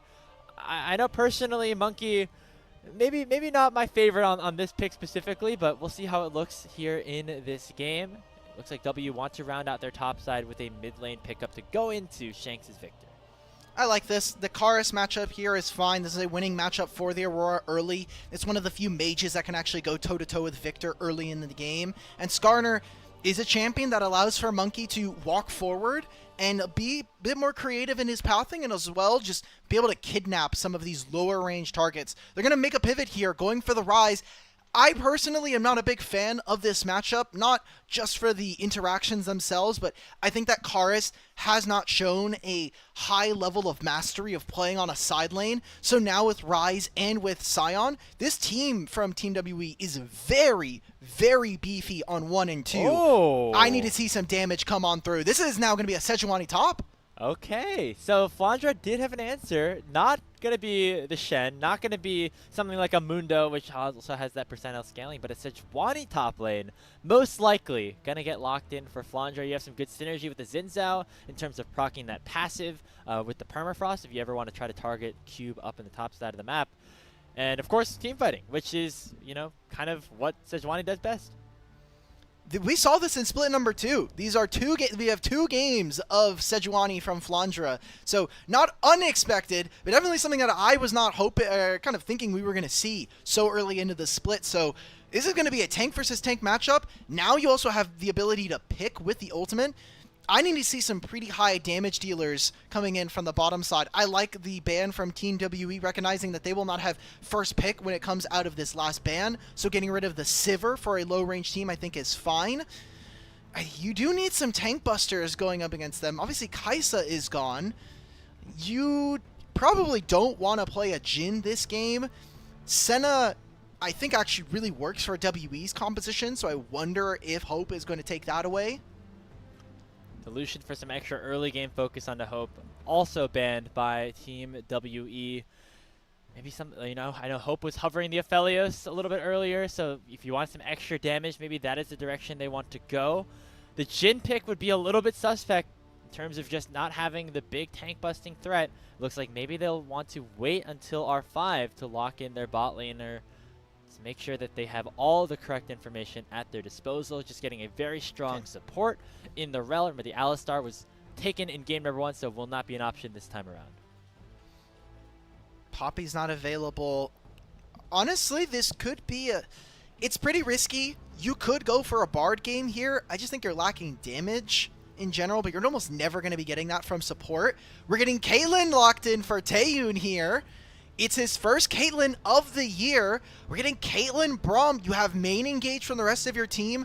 Braum has some pretty favorable interactions, not only versus Rel, but against stopping someone like this Xin Zhao from entering in. So WE are playing a composition where I see them from an angle where you're going to have such solid frontline in this game. You really want to be able to buy space for your Caitlyn, allow her to plant all of these traps, let her really take over in a fight with multiple headshots. And for WE, they're going to need to play a little bit faster and loose on this time. The thing is, though, I mean, I feel like both of these teams kind of are lacking that, like, super big, consistent damage. I feel like Flandre and Cube are going to be alive for so long in these fights because there's not going to be too many options in terms of shutting them down, at least until we get to the very, very late game. Once, you know, Hope gets, like, 5 items, once the headshots from Taeyun start to do, like, 2k damage and the like. Really skirmish heavy, I would say, for both sides, but very specifically on AL. They want to kind of get the ball rolling as well, I would say. If they can get Shanks off to an early lead, it does become a little bit more difficult for WE to bust through this front line. But my worry here, Grapes, is depending on what Flandre goes. Now, he can opt for Grasp of the Undying and just look to trade. I think what we've seen from him in the past is actually a Summoner Spellbook variant, so he has access to a bunch of different keystones. Personally, I like that. Giving himself the option to take things like an Exhaust versus his team could be very valuable. It's, man, I'm not the biggest fan of either of these team comps. I'm not going to lie, Alk. I think maybe WE I'm thinking a little bit more favorably with, just because of what potentially this Caitlyn's going to be able to do kind of throughout all stages of the game, and then Cube, of course, on his signature Scion pick. But some holes that both teams are going to have to answer. But right now it is AL that have that extra leverage, being up 1-0 in this best-of-3 series here in Xi'an. Team WE still looking for their first win in the regular season as well. They're going to look to try to find it here as we head on to the Rift for game number 2.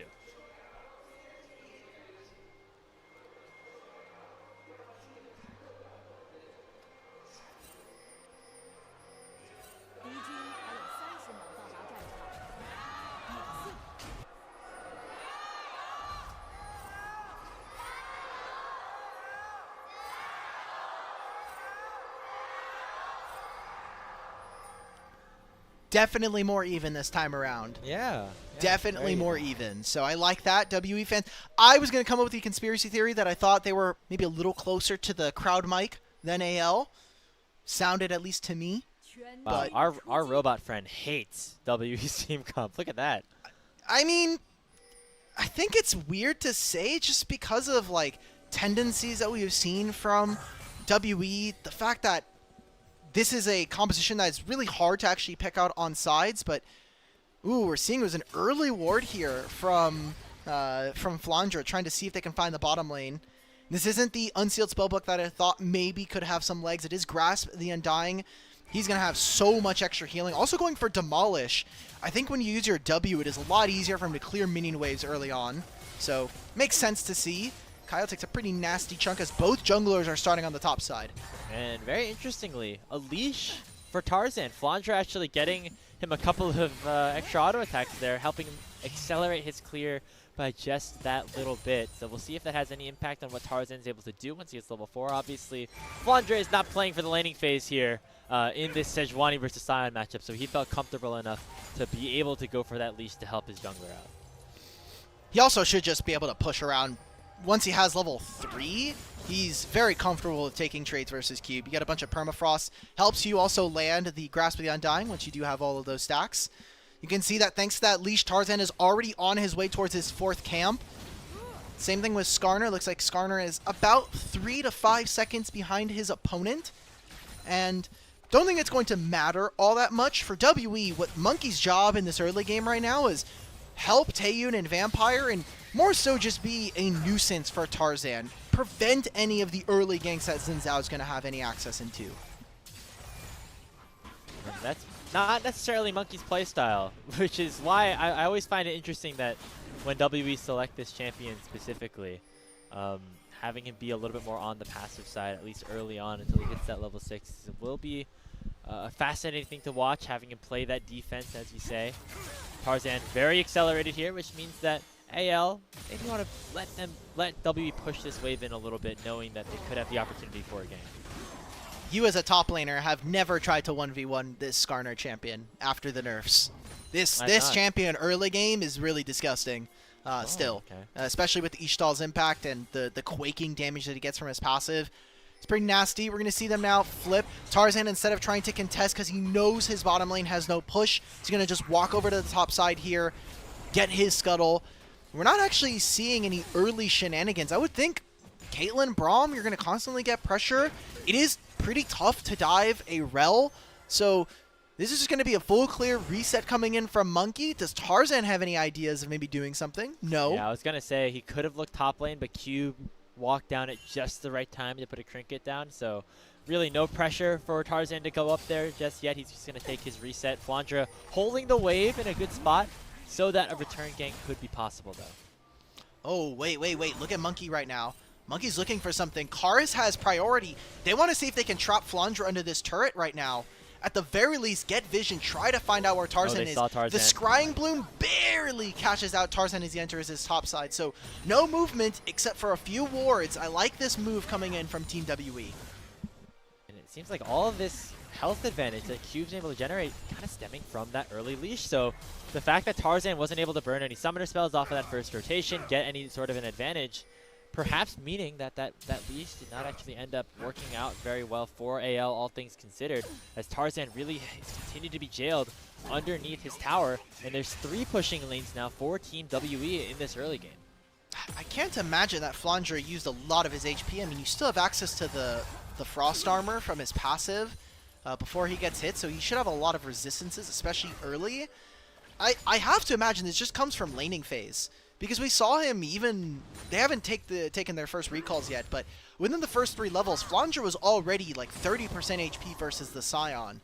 So a big problem for Flandra, especially coming back from MSI, has been his early laning phase. There was that Gwen game, or the Gwen Jace game that he played versus Bin, where he completely biffed the early matchup, gave Bin an avenue back into the game very early on, and essentially was never relevant for the rest of that game. And Flandra, I mean, laning phase has almost never really been his forte, but I thought that was a strength of his that he kind of reinvented himself coming into Split 2, being an all-around great player, now struggling here in the back half of the season. I feel like one of the things that kind of, masks the laning weaknesses of Flandra, specifically in this season and also throughout his career, has just been his ability to find unique counter matchups that make sure he escapes the laning phase or is able to actually find certain advantages, but has not really been able to do that on this specific pick in the Sejuani that, again, was picked in response to Cube B1ing the Scion. There are champions that can really punish what a Scion is able to operate at in the early game. The Sejuani has not been able to do it so far. And now we see a Catalyst being picked up for Flandra here. Yep, he did this last time too. Yep, he did Rod of Ages as well. This is not No, he's Alorum really goes to cooking Rylai's build. This is not that. This is a little bit different. You don't know that. Could be Rylai's second. You never know. Real quick, Grapes, I want to give you the time here as our resident Scion player of Gold 2.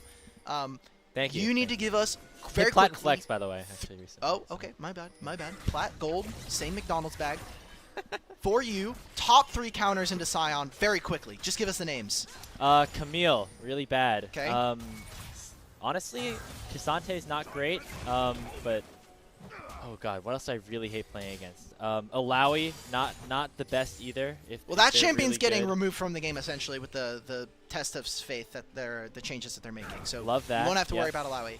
Yeah, that Camille and Darius. Darius sucks Okay. as well. So True. I don't know if any of those are really Flandre champions necessarily. I feel like maybe Alawi's like the most. Oh, I hate Mordekaiser as well. That's definitely something Flandre could play. Yeah, that's for sure. Well, we're seeing now Team WE set up around the Grubs 20 seconds before this starts, and I'm looking at this right now.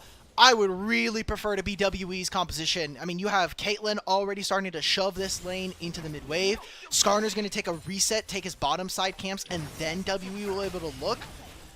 You even see it right now, Karis is getting the better of Shanks, at least in terms of wave priority. So if they really want, WE can make a couple of plays, and then afterwards, I'm looking at this Realm Warp.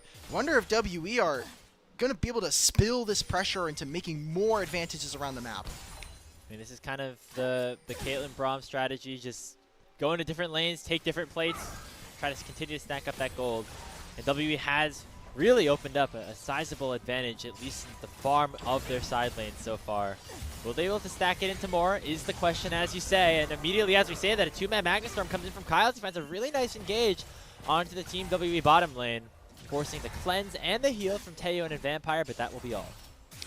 And there's nothing here for AL to do. You saw that Sejuani had tried to fade into the bottom side, but Sion said, nope, you're not moving over. Even with this completely on vision, this is just going to be Monkey getting all three Grubs for this team, and think about what they're going to do on side lanes here, Grapes. Rise on a side lane, Caitlyn taking all of these turrets now 9 minutes into this game. I need to see WE now get to start to scaling in this game. Let's get some gold into our champions and really push AL in this game. Just got to keep that ball rolling, keep the momentum moving. As now Dragon really could be on the table as well. I mean, WE with the Caitlyn lane's doing a really nice job. Of course, they burn a couple of summoner spells, but they're going to be okay with that if it means that they continue to get this push, continue to prioritize pushing in these waves, and making sure that AL are always on the back foot. And this is where the struggles are going to start to come here for anyone Legends composition. I mean, you look at Cube right now, already 400 Soul Furnace stacks, which is a pretty good pace at this point. Going to just get stronger and stronger as we continue to move along. Going to be very hard to kill this front line. I mean, even Karis is going to get pretty tanky. Exactly. That's what I was saying in the draft. You get to 2 items, and I'm looking at Karis with fully stacked Rod of Ages, a Seraph's Embrace as well. He's going to have a lot of HP and the shielding as well. Cube potentially just going to get canceled on his recall for right now. Maybe Tarzan, with the announcement that the Dragon has been taken, does look for some topside camps to steal. There's a lot of vision from AL on the bottom side jungle here. Yeah, so they're going to be able to see basically everything that Monkey is doing. So a little bit of an invade from Tarzan could be good. He's already starting up on those that Gromp. I'm surprised to see, you know, zero attempt at trying to take Cube down, but he's done a nice job kind of being that weak side. I mean, Monkey really hasn't ganked anywhere, but specifically really hasn't looked towards that top side yet. But Cube has been able to keep himself alive, get himself a sizable CS advantage. He now has the Hollow Radiance. And all things considered, this is why this Sion has been so feared by Cube. That's why it was banned away in game number 1 and why they've been able to pick up wins on this pick so far for Team WE. WE have been controlling all of the objectives. They already have 2 of the epic monster slaying. And if they really want, they'll have seen Monkey once he had crossed their mid lane here. A lot of the vision from Team WE, it is 4 control wards placed in this bottom side river at different points. They want to make sure that the rotations between Monkey, Karis, and Taeyeon are secure. They're really playing for the other side of the map away from the Sion that we expected coming into this draft. They're a bit early for any objectives, however. I wonder if this is just going to be a swap. Yet again coming on through. You see pings coming on. I think WE, they really wanted to get some more. They've only gotten a single turret play from any of these turrets. And we still have 2.5 minutes before they go down. They have 3 Grubs. Caitlyn with Collector. Let's go, buddy. Time's ticking.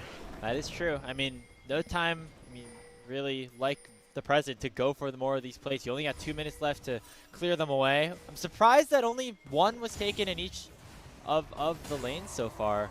But I guess so far, Taeyeon and Vampire have been able to push the waves under, but haven't gotten enough time to really fire in shots just yet. Now they're going to send them up to the top side and really try to punish Flandre, who has consistently been targeted. Now Unstoppable Onslaught will come through, but Cube does not land the knockup.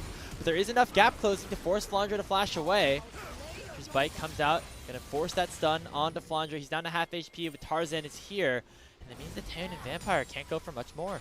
That is a wonderful cover there from Tarzan. The fact that Flandra not only survives that, but is then able to kind of stop more of the siege. Looks like AL, they want a little bit more. Jin could land a deadly flourish here from out in the wings. And does just that on the Vampire.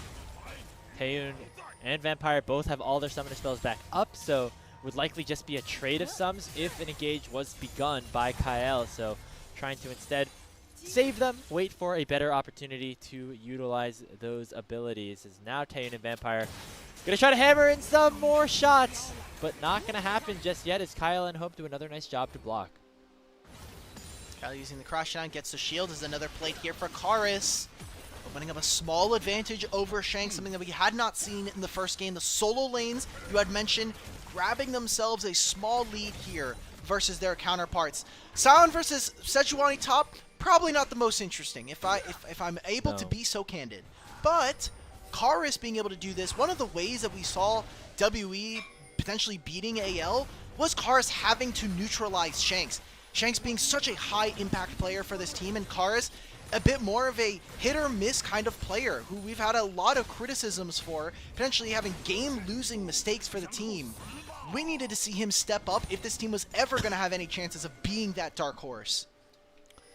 Yeah, I mean, for Karis, it's, you know, some of those laning phase performances have been good, but the team fights are most important. These macro plays are, and we're going to see one right here as he realm warps into the top side of the map to try and pressure out Kyle and Hope. It's already a flash down from the Rel, but here comes Shanks on the flank. Right now, Taeyeon finally getting some damage onto the tower, even though the plates have just expired. WE should be able to pick up first brick.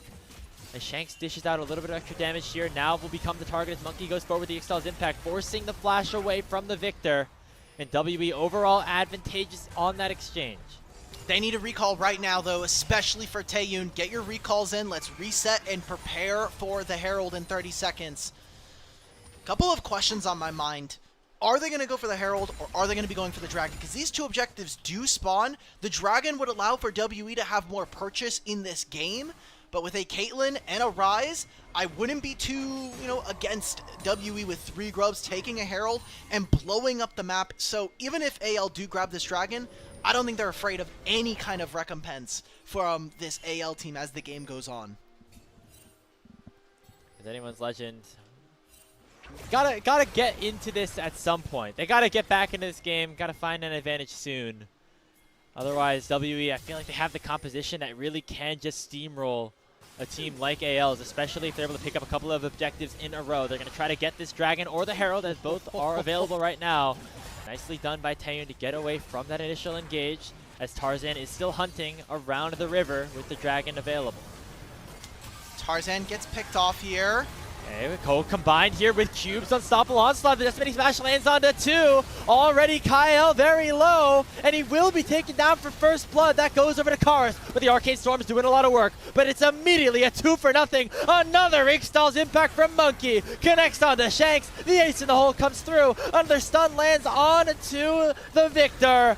And it's Feats of Warfare and a 3-for-0 team fight for Team WE. B1 Sion, we knew this was going to be a problem here for AL, so why are we fighting here?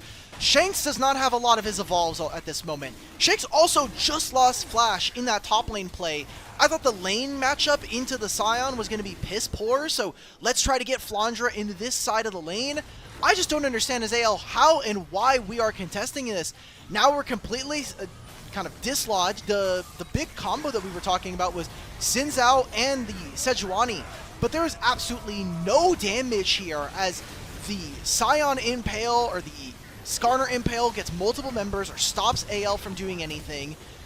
Taeyeon's just able to free fire in this backline, and now Shanks loses more gold. Was never supposed to be in this fight. Let WE grab the Dragon, especially since we know they're already on this side of the map. But when you look at just the heavy scaling of the top side of WE, right? Sion, Skarner, Ryze, and the champions that AL have to contest it, I mean, are they going to be able to win a fight later on? I mean, maybe like 40 minutes in, again, as we mentioned, like once Hope gets like 100% crit and an IE, but before then, it's going to be very hard for this composition of anyone's legend to function, especially when behind. But obviously, they ended up paying the price on both ends regardless. 3,000 gold now in favor of Team WE. They have claimed the Feats of Strength. They are going to pick up this Rift Herald as well. And the AL Game 1 Andy narrative really is coming back again. WE have controlled 100% of objectives in this game, which is impressive when you think of their resume so far. And we talked about it in Game 1, a large portion of when we were happy here for WE. This is just a mistake here from Flandre. This was never going to work. Was WE's early game prowess. They aren't necessarily the best skirmishing team early, but when it comes to objective control, Monkey is on the ball. So 3 grubs, Herald on top of that, and they grab the first 2 dragons. WE are in a fantastic spot to take over this game, so this mid turret is bound to fall anytime soon. Otacon spawns in a minute and a half on top lane. They've got Dragon in 3. This is all the recipes for success coming true here for WE. Yeah, they're finding really nice angles to just snap engage like what Monkey was able to do. And again, I had my doubts about what this Skarner pick will be able to do for a player like Monkey who wants to be so explosive in the early game, but he bided his time. He stayed relatively even with Tarzan in terms of farm, and right now he's reaping the rewards by having a pretty good situation for himself. Looks like AL gonna get one back though as Vampire should not have been walking there, and Tarzan is gonna get a kill. That's a free 300 gold, and finally, you know, maybe stopping WE from getting a perfect game versus AL. I'm not gonna lie, Grapes, I was kind of hoping. I wanted to see a perfect game. It's so hard with how many small objectives Riot have added to the game for us to no longer see a perfect game possible in competitive. Already was difficult enough in Tier 1 especially, but it's gonna be, not honestly, a pretty meaningful kill. Yes, it's gold, but there's nothing else on the map right now. And Vampire immediately gets a TP out thanks to Summoner Spellbook. Monkey comes in, takes that Tier 1 turret down. Actually going to look for another usage of the Herald, but Hope's going to take it down with a crit. It is a Yomu start here for Hope on the Jhin. Not necessarily what I was expecting, given the fact that there's 3 tanks that you have to deal with here in this game. But you know what? Going to have some of those big crits eventually land. Just really, I mean, what else is he supposed to start realistically as Jhin? Right now, Jhin's starting items are Yomu's and Collector, which is not great. I think it's fine. Mostly you are using it for the movement speed. Yomu's has been nerfed multiple times now, and I think as kind of a band-aid fix, giving Jhin a ton of MS is really important. So I agree with you. Still, it's going to be very tough to bring down players like Monkey and Cube later on into this game. And with how the state is of the Rift, WB are more than happy for this game to go 35 minutes right now. They've already put so many wards in this bottom side to prep for this dragon in 45, and that'll be sole point if they can get it. Well, my little robot. What do you think now? Remember when you said that Hale had a 55% chance to win this game? Well, not anymore. WE very much in favor right now. 3,500 gold. The top side of the map really looking powerful, and then, of course, Tane and Vampire able to do their own thing in the bottom side. As they want to even up this series, look to try to give AL their 3rd straight loss to open up Split 3. You're defending champions. There's probably some stat that we could look up. I mean, you looked it up for our pre-show, specifically for teams coming back from MSI, but maybe even in general, like seeing what a defending champion has looked like in their first split back. I mean, AL going 0-3 would definitely be on the lower end of things. Yeah, there was an article, and I really hate that I don't have the source for this, so I'm sorry, but there was an article talking with Gumiyushi where he was saying, look, the new splits and everything, this is a really tough schedule for top-level teams. We thought it was hard last year. Now there's 3 splits, a bunch of internationals you have to go for. WE, instead of going for the Dragon, they know that AL are trying to flip this. Yeah. Vampire, nobody in the area. Late. Yeah, the Realm Warp's not going to get them close enough. It's already at 2,000 HP. They got 2 smites. That means that AL are able to pick up the Otacon kind of right on the noses of Team WE. Oh, but a nice Impale, though, will land onto Tarzan, making it 1 kill in response for WE, but you're going to take that if you're anyone's legend, getting yourself that major objective. The Otacon is nice, but what does it really give you, right? When you think about Otacon, the Pledals are nice. They're going to make this pick on a Cube. Nicely done. Making sure. What are WE doing? Go for the Dragon! Two-man decimating smash comes in. Cube's actually going to live. And now the re-engage comes in. Not enough damage to take down this Scion in a 3v1. And now it's an even numbers fight. What making the a hell? 5v4 as Taeyun flashes forward and takes Hope down. Shanks is getting chased by Monkey. Not a lot of crowd control though, as instead their targets will turn towards the Sejuani. Flandre has dropped. It's a 3-0. Monkey not going to die either, as he will survive the Q from Shanks. They are just too damn beefy here in this game too. I thought that was a mistake coming in from WE. You would already use the Realm Warp, and now all of your flashes are gone. But they grabbed 4 kills in that trade. They may have lost the Otacon, but Dragon is still up, and that can be their soul. They need to reset already. Tarzan is bullying them out of this topside jungle, and this will allow for anyone's legend to maybe move their vision line and get into position to contest for this Dragon. Remember, no flash now here for Hope or for Shanks. And what became a difficult situation became even harder. This is a nice initial play, thinking that you can try to catch Cube greeting like he has often done. But WE, they stuck around, and Cube just did not die. Cube is incredibly tanky at this point. I mean, he only has like two items right now, and it's a Jhin. Shanks is trying his damnedest, but the fact that he loses his flash again before this fight is a problem that we had noted from draft. This is going to be a tough draft for them to execute on from AL. A couple of losing lanes, another fight lost for here. AL were not able to move themselves in time coming off of their resets and respawns. So now WE will put themselves at soul point and are now threatening to send us to a Game 3. The defending champions, once again, looking mortal here in their 3rd series of the regular season. Again, they were hunting for answers in that post-game press conference that we saw. Have not been able to find them just yet in this 2nd game. As Kyle used that crash down to get away barely from the Impale of Monkey. 3rd Dragon, that is the sole point here for WE. Talked about how, sometimes they have trouble picking up that 4th one. AL are going to have to make sure that they find a couple of picks, get a little bit of gold back if they want to make sure that soul does not go over to WE in 4 minutes time. All right, let's watch Shanks try to do any damage. I don't think the health bar moved there. So that's why I said early, we do not want to see Victor versus Scion. If you're an AL fan, you want to get that matchup as far away as possible. And to think, he has the scaling items versus health tanks, right? He has Blackfire Torch, which is going to give him more AP the longer he has tick damage down. He has Leandries, which gives him just % true damage up against these guys. He should be doing a lot of damage up against him, but that's just not the case. Maybe once these penetration items come on through. A Blinding Jewel now spotted in the Victor's inventory, and an LDR finished for Hope. I just don't think the damage is there for AL, and that means it's going to be tougher and tougher for them to be able to not only break Scion, but also now those 2 item tanks that have come on through in Monkey and Karis. Yeah, that's the interesting thing about a champion like Scion, who technically has that infinitely scaling HP.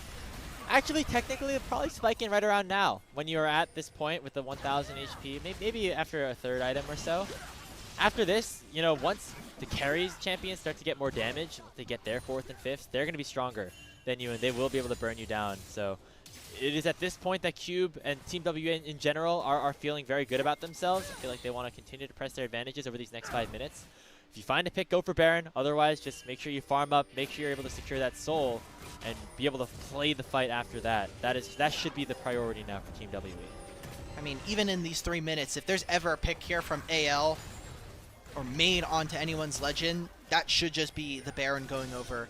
And if nothing happens in that time, well, you've got the soul spawning in 2.5. So AL are in a weird catch-22 where they want to be able to catch and get minions. Kyle Kyle's thought just he was dead, going to though. look for a flank, but he ends up getting focused here. The Glacial Fissure lands on in the Magnet Storm far too late, as Karis will pick up the 8th kill of the game for your underdogs in Team and WE.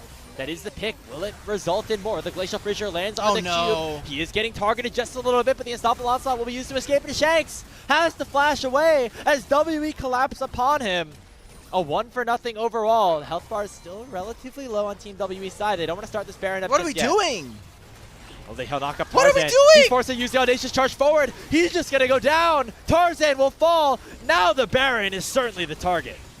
Why are we ever walking up on that mid wave as AL? We just lost flash on Shanks. I could maybe visualize them saying, let's see if we can get Shanks to teleport in, but we do no damage. Now we're going to have Baron. The timer's going to overlap into the dragon spawning. AL have played this game too incredibly miserably. And even if they make this pick on a vampire, this is still Baron going over. He'll finally go down, but it comes at the cost of the Baron. Wait, they don't have a smite! Oh my god, Taeyun is able to barely take it away with 30% HP. A deadly flourish is coming in, a curtain call is coming in. I was again a little worried. But the Baron is secured regardless for Team WE. Oh, that got hairy real quick. I feel flashbanged at this moment from AL, like completely bewildered as to the reasoning behind this. We're probably going to get a replay of this. We still have a minute before this dragon. I have many questions, and I don't think we're going to get answers for this because AL now have to immediately bounce back out of that play coming into this next fight 50 seconds before this dragon spawns, and as Team W come out for the next 2 minutes, this Baron buff is going to push waves for them. They are going to continue to apply pressure all around the map, let Rise play on a side lane and eventually move in towards objectives. Monkey with no impact, or Impale, I don't think it matters, honestly. Deadly Flourish does land. Will AL be strong enough to contest this? A big Magnus Storm comes forward from Kyle. Taeyun is taken down. A big shutdown into the hands of Tarzan. And now the Arcane Storm has been unlocked. But Cube in the backline still refuses to die. Chorus goes golden. He flashes away. And he will eventually go down to the likes of AL. But the tanks on the front line are just too strong. AL or the beefy boys are facing up against Team WE. And they will not be able to take down any of these tanks. Tarzan and Flandra are forced to flee as Cube and Monkey are looking to try to continue the chase. And Ixtal's impact lands. Tarzan gets knocked up. Tarzan will get taken down. WE lose their carries, but they're going to win this damn fight. Guys, just go for the dragon, please. Just finish this game.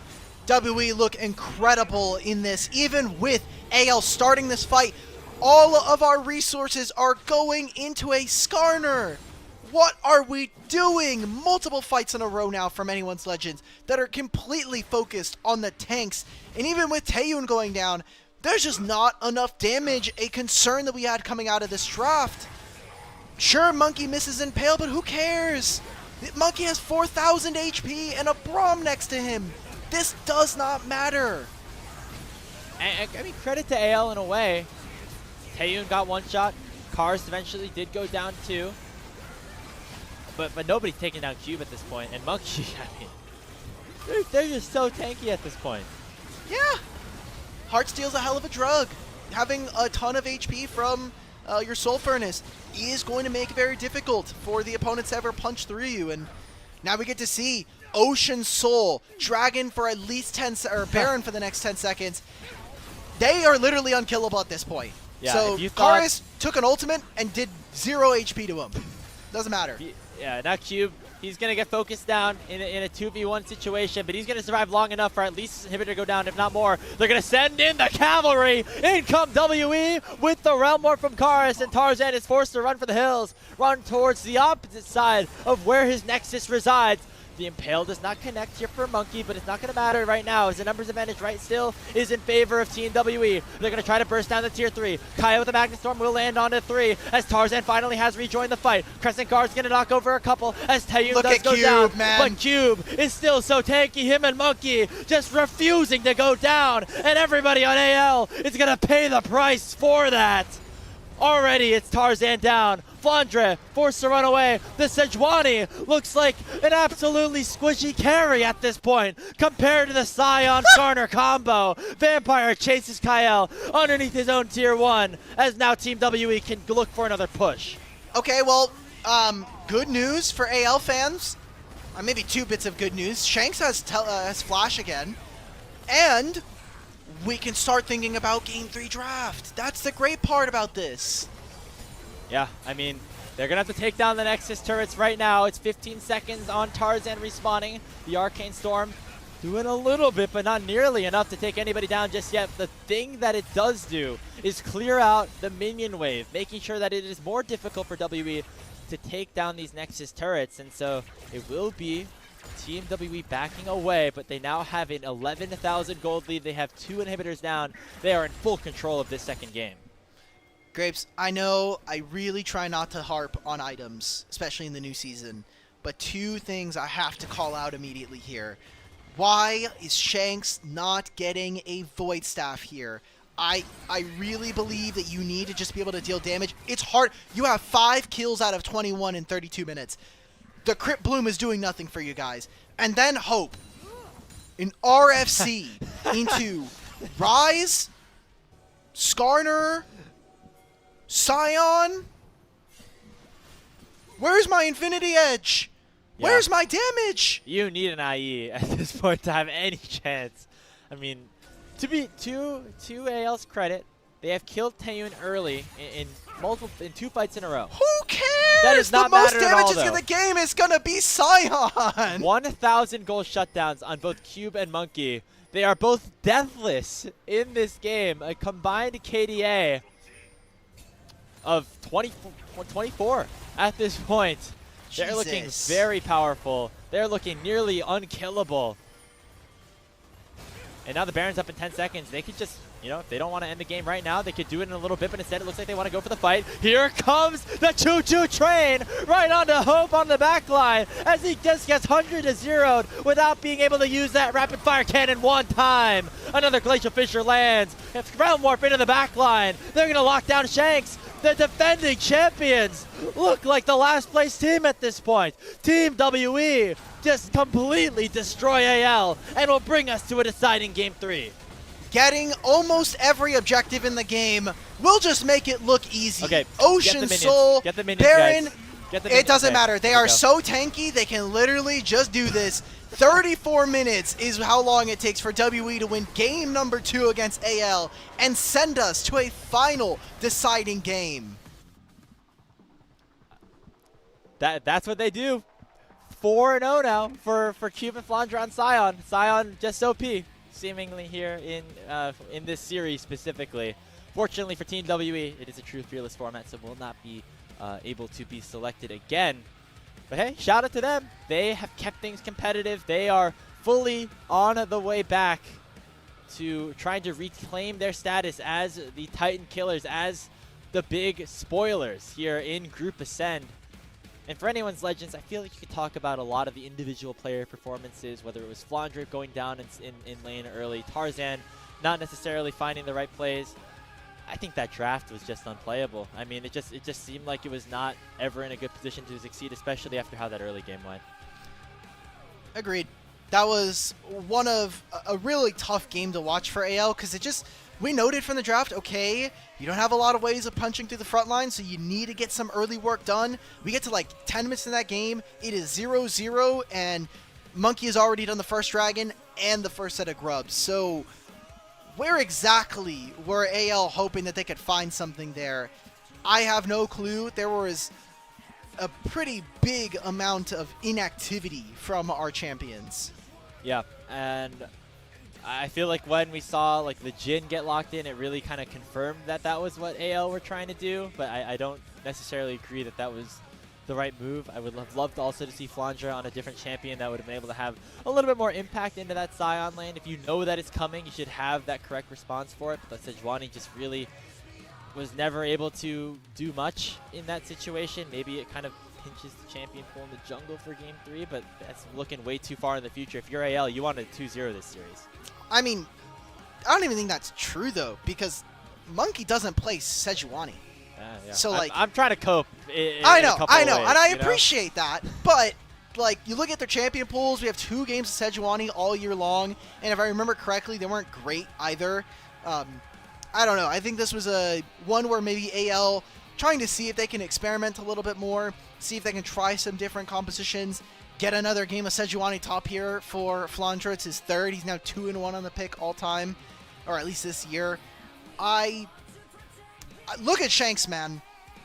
He has twice anybody on his team's damage. He's playing just like into the. hitting a punching bag. Like there's nothing. Look who had most damage on his team. Cube. He's playing Scion. Walks up, right click, hold the Q button. Sometimes I even get to press W. Like, what? Sounds pretty great to me. I don't know what you're talking about. This is really fun champion design. As we get a look at some of the highlights here. some really nice engages here from Monkey on the Skarner. I mean, I know Cube is going to be like the maybe MVP favorite because he's on his undefeated pick, but I think Monkey had a pretty good game as well. Monkey was fine. I think Monkey did about what we expect from him from his Skarner.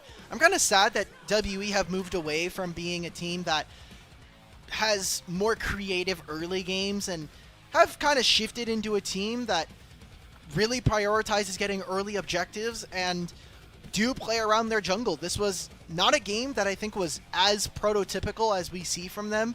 I think that Vampire wasn't kind of like main engage kind of champion. He's playing Braum. So we're seeing a shift and at least an evolution of strategy coming in from WE. Yeah, and you know what? It actually has worked out. I feel like a lot of the time when we initially first watched this team, remember when they first brought Monkey onto their roster, a lot of what they did best was flip the game level 3 with Monkey on like a Xin Zhao or a Jarvan or something. And sometimes it worked and sometimes it didn't. A little bit more refined, at least, you know, especially during their back half run in Split 2, going towards that top 4 finish. That is the WE that we're going to have to see if we want them to try to continue to go on that miracle run once again. If they want to prove themselves as actually being that top 4 team and not necessarily just being a fluke. It's a difference here in Group Ascend for Split 3. There is no longer a Thunder Talk or Ninjas in Pajamas that you're at least going to guaranteed get 4 wins in total from them in the season. WE now have to play a much better game because there are 8 instead of 10 teams.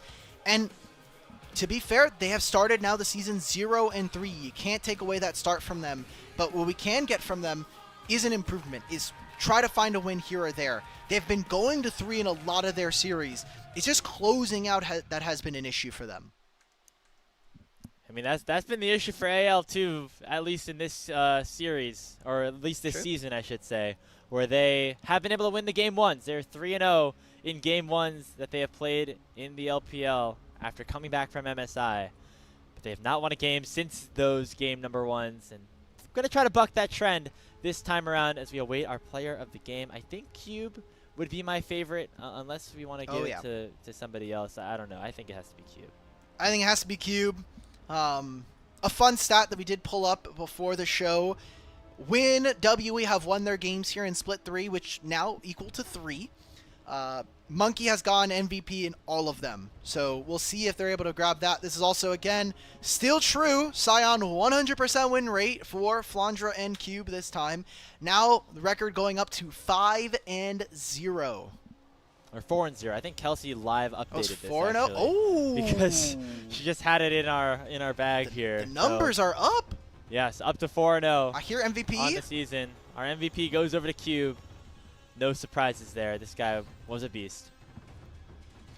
Champion was too strong. Too many tanks. And not enough ability for AL to actually properly bust through them or even make a difference in this game.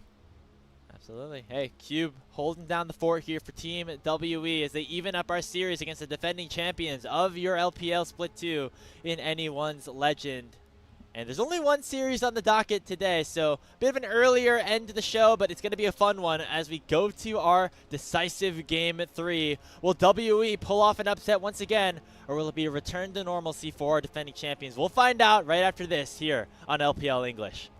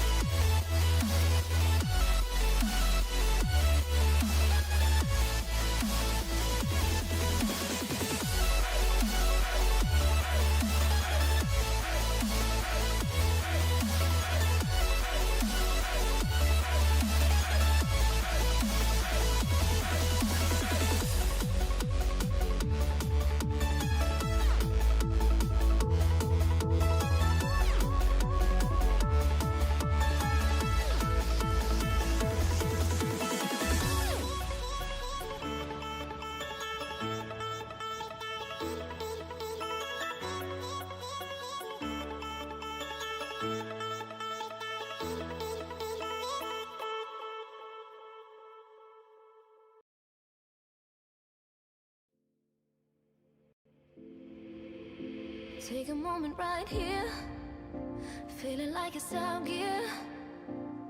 Driving towards the sun with a rose and a gun. Feel the wind in my hair, going nowhere I swear. Like an outlaw on the run, dangerous but it's so fun. Running, running, no. Hold on, don't let go. Running, running, no. Keep running.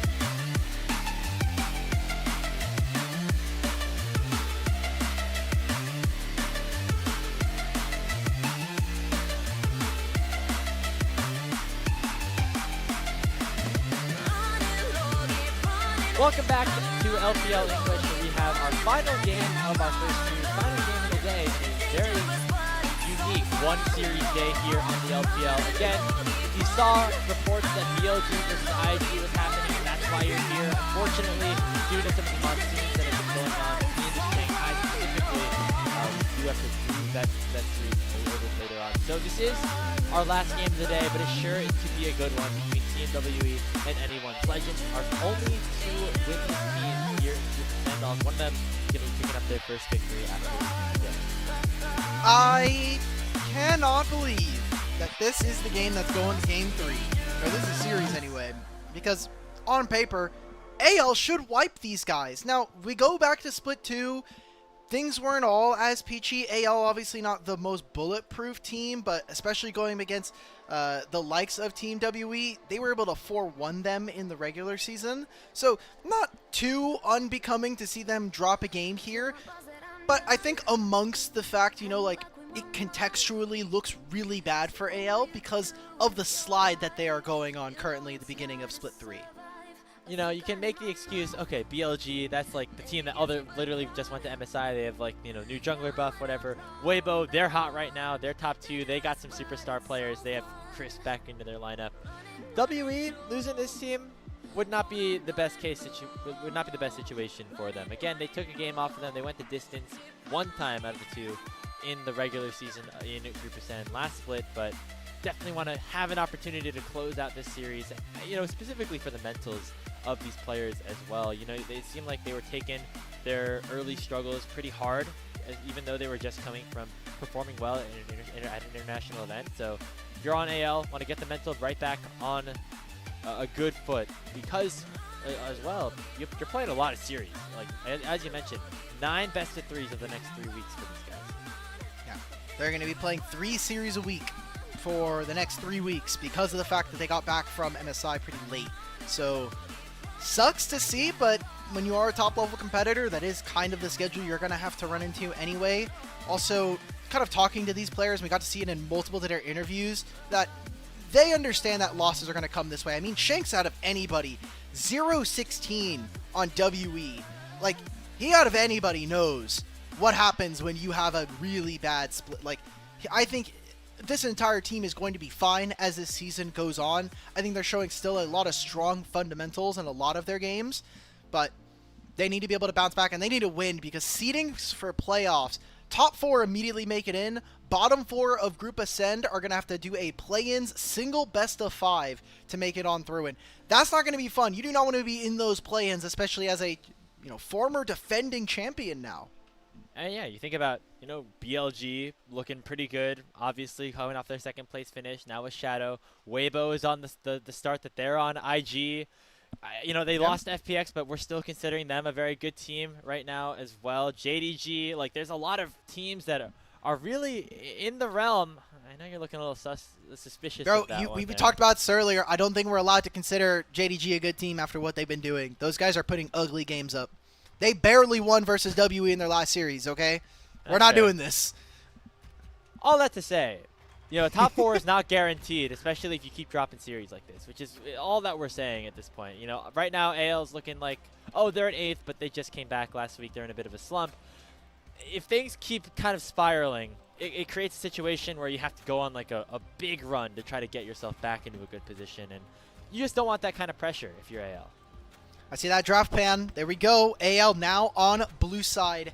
Game 3 drafts already looking very different with these bans. It's going to be Viego and a Nautilus target. We kind of touched on that the big four when it comes to engage supports are already taken away thanks to Fearless. So Nautilus starts to creep in there. Leona gets a lot more value. We saw later in playoff series, once you got to like a game 4, game 5, if champions like these were still up, they were immediately snatched in game or like B1, B2. So Poppy as well taken away. I like that flex, especially for players like Monkey and Vampire. What is the third ban, however? Because Gwen is a champion that has been banned all series long and might make her way into this game. It's something that both Cube and Flandre know how to play and have experience with. Would not be surprised to see that one hit the ban table. Yes, it will. Okay. Now as we take a look at support priority, maybe a little bit more on the downside, but that Wow. Pantheon actually just getting fully through the draft. WE wanting to make sure that that Varus and Azir are actually protected and making sure Tarzan gets now one of the most seemingly overpowered champions in the game. This happened last time. Again, their very last series, JDG versus WE, game number 3. They give Sun the Pantheon, and they say, okay, we're going to go with a little bit of a different strategy. They end up almost winning that game. First 15 minutes looked good. JDG then end up kind of team fighting their way out of that one. We get back into this series. Strong solo laners here for Team WE. Yorick, post-nerfs, has taken a little bit of a hit in terms of priority, but still blind against some of the champions that are left. Could be really interesting. And Aurora was a hover that we were talking about in that last game that for Karis could be something that kind of opens up a little bit more of a laning lead for him. Very interesting. He's going to be matched up by the Annie from Shanks, so just looking for some of that team fight presence, of course, those big stuns, and that Sivir has been banned in the second phase in both games so far this series, so Hope's going to pick it up early now that the bot lane pool has been pinched a little bit further. I think right now, Alk, liking this first rotation better for AL than they did in game number 2. You remember what happened. We had AL with an Annie and a Sivir on their team. That was a long game that they still ended up losing. But Yeah. very convincing points in that game. Point and click here for AL. They have 2 stuns that are literally unmissable here for them. So in terms of the crowd control, in terms of the setup, I love this for AL. Now with Sivir, my question coming into this fight is she going to actually be allowed to do her thing? Because Aurora is going to make it very enticing for this team to walk forward and then drop an ultimate between the worlds. Senna as well, if this game does go long, suddenly runs into issues of, oh my god, am I actually going to be able to really out DPS a champion like Senna in a massive team fight? Yeah, I mean, scaling right now for WE definitely looks like it can be there, especially with Taeyun now locking in that Senna. We head into the second phase of bans. Flandre going to be the target here in the ban phase, and Bessa and Renekton both taken off the board. And we know that Flandre is a player that has the unique pocket picks and everything, but when he's forced to blind, maybe doesn't have the same knowledge as all the, the big meta picks that we often see from these players. Not going to have to do it this time, though, because he's into the Yorick. Yay! Let's go. Really bad matchups taken away with the Mbessa and the Renekton. So I wonder what else Flandre is going to have access to, Cho'Gath, because I think you could go for a Jace, although the Jace matchup's a little bit more tough. Cho'Gath was something that we see very, very frequently. Just the ability to eat the Maiden makes it very difficult for Cube to actually ever operate in fights. I love the Maokai, though. I think it gives them a lot of control when it comes to playing around the map, especially when we talk about Pantheon and that ultimate, the global ability for him to impact lanes. Maokai allows you to do something very close to that, where you drop saplings on one side of the map and allow for Maokai to play in the other, so you can have some kind of control. and still flexible, depending on what the bot lane for anyone's legend does look like. I do like the Cho'Gath here. I mean, even the Rupture onto some rather immobile backline carries like the Aurora and the Senna can be very impactful. So combining that with the inherent matchup that you have into the Yorick, you can also use the Vorpal Spike reset on your auto to make sure that Cage gets one shot pretty quickly early in the laning phase too. So Flandre gonna hopefully have a good time on this pick as we see what Kyle wants to lock here on B5, and could open up for Vampire to either take that Maokai or have a little bit more of a creative support pick. He's gonna Blitzcrank to round out our composition in game 3. Okay, Kyle showing off a little bit. This will mean that AL have a ton of pick in this composition. You can allow for the Blitzcrank to throw the hook. Honestly, the most perfect way I would actually want to see a lot of these fights start is just let Tarzan and Shanks throw down the ultimates, let them use their crowd control, and then you're landing things like the Rupture for free. Then you're landing things like the Blitzcrank hook without any kind of worry of a flash or any kind of dodge here from WE.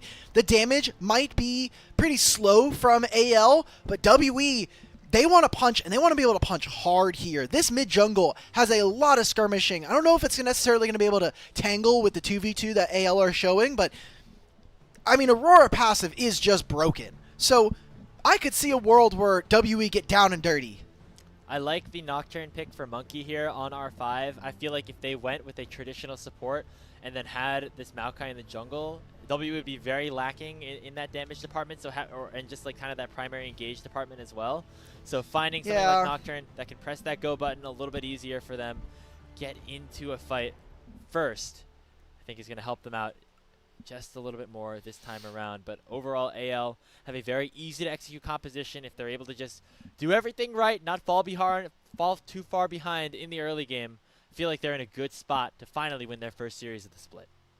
I'm just worried about this bot lane pair because Senna Maokai is really relaxed and doesn't have a lot of lane prowess. And, I mean, level 2, Sivir and Blitzcrank are allowed to fight in the minion wave. So how many waves does Taeyun have to give up? How much pressure is Vampire really going to be able to apply early in this game? I just think you may have just had a really bad matchup, and yeah, you may have helped Monkey in the long term, but I think this puts you in a really tough spot as WE. One more game here to wrap up another day of LPL English. Let's do it, AL versus WE.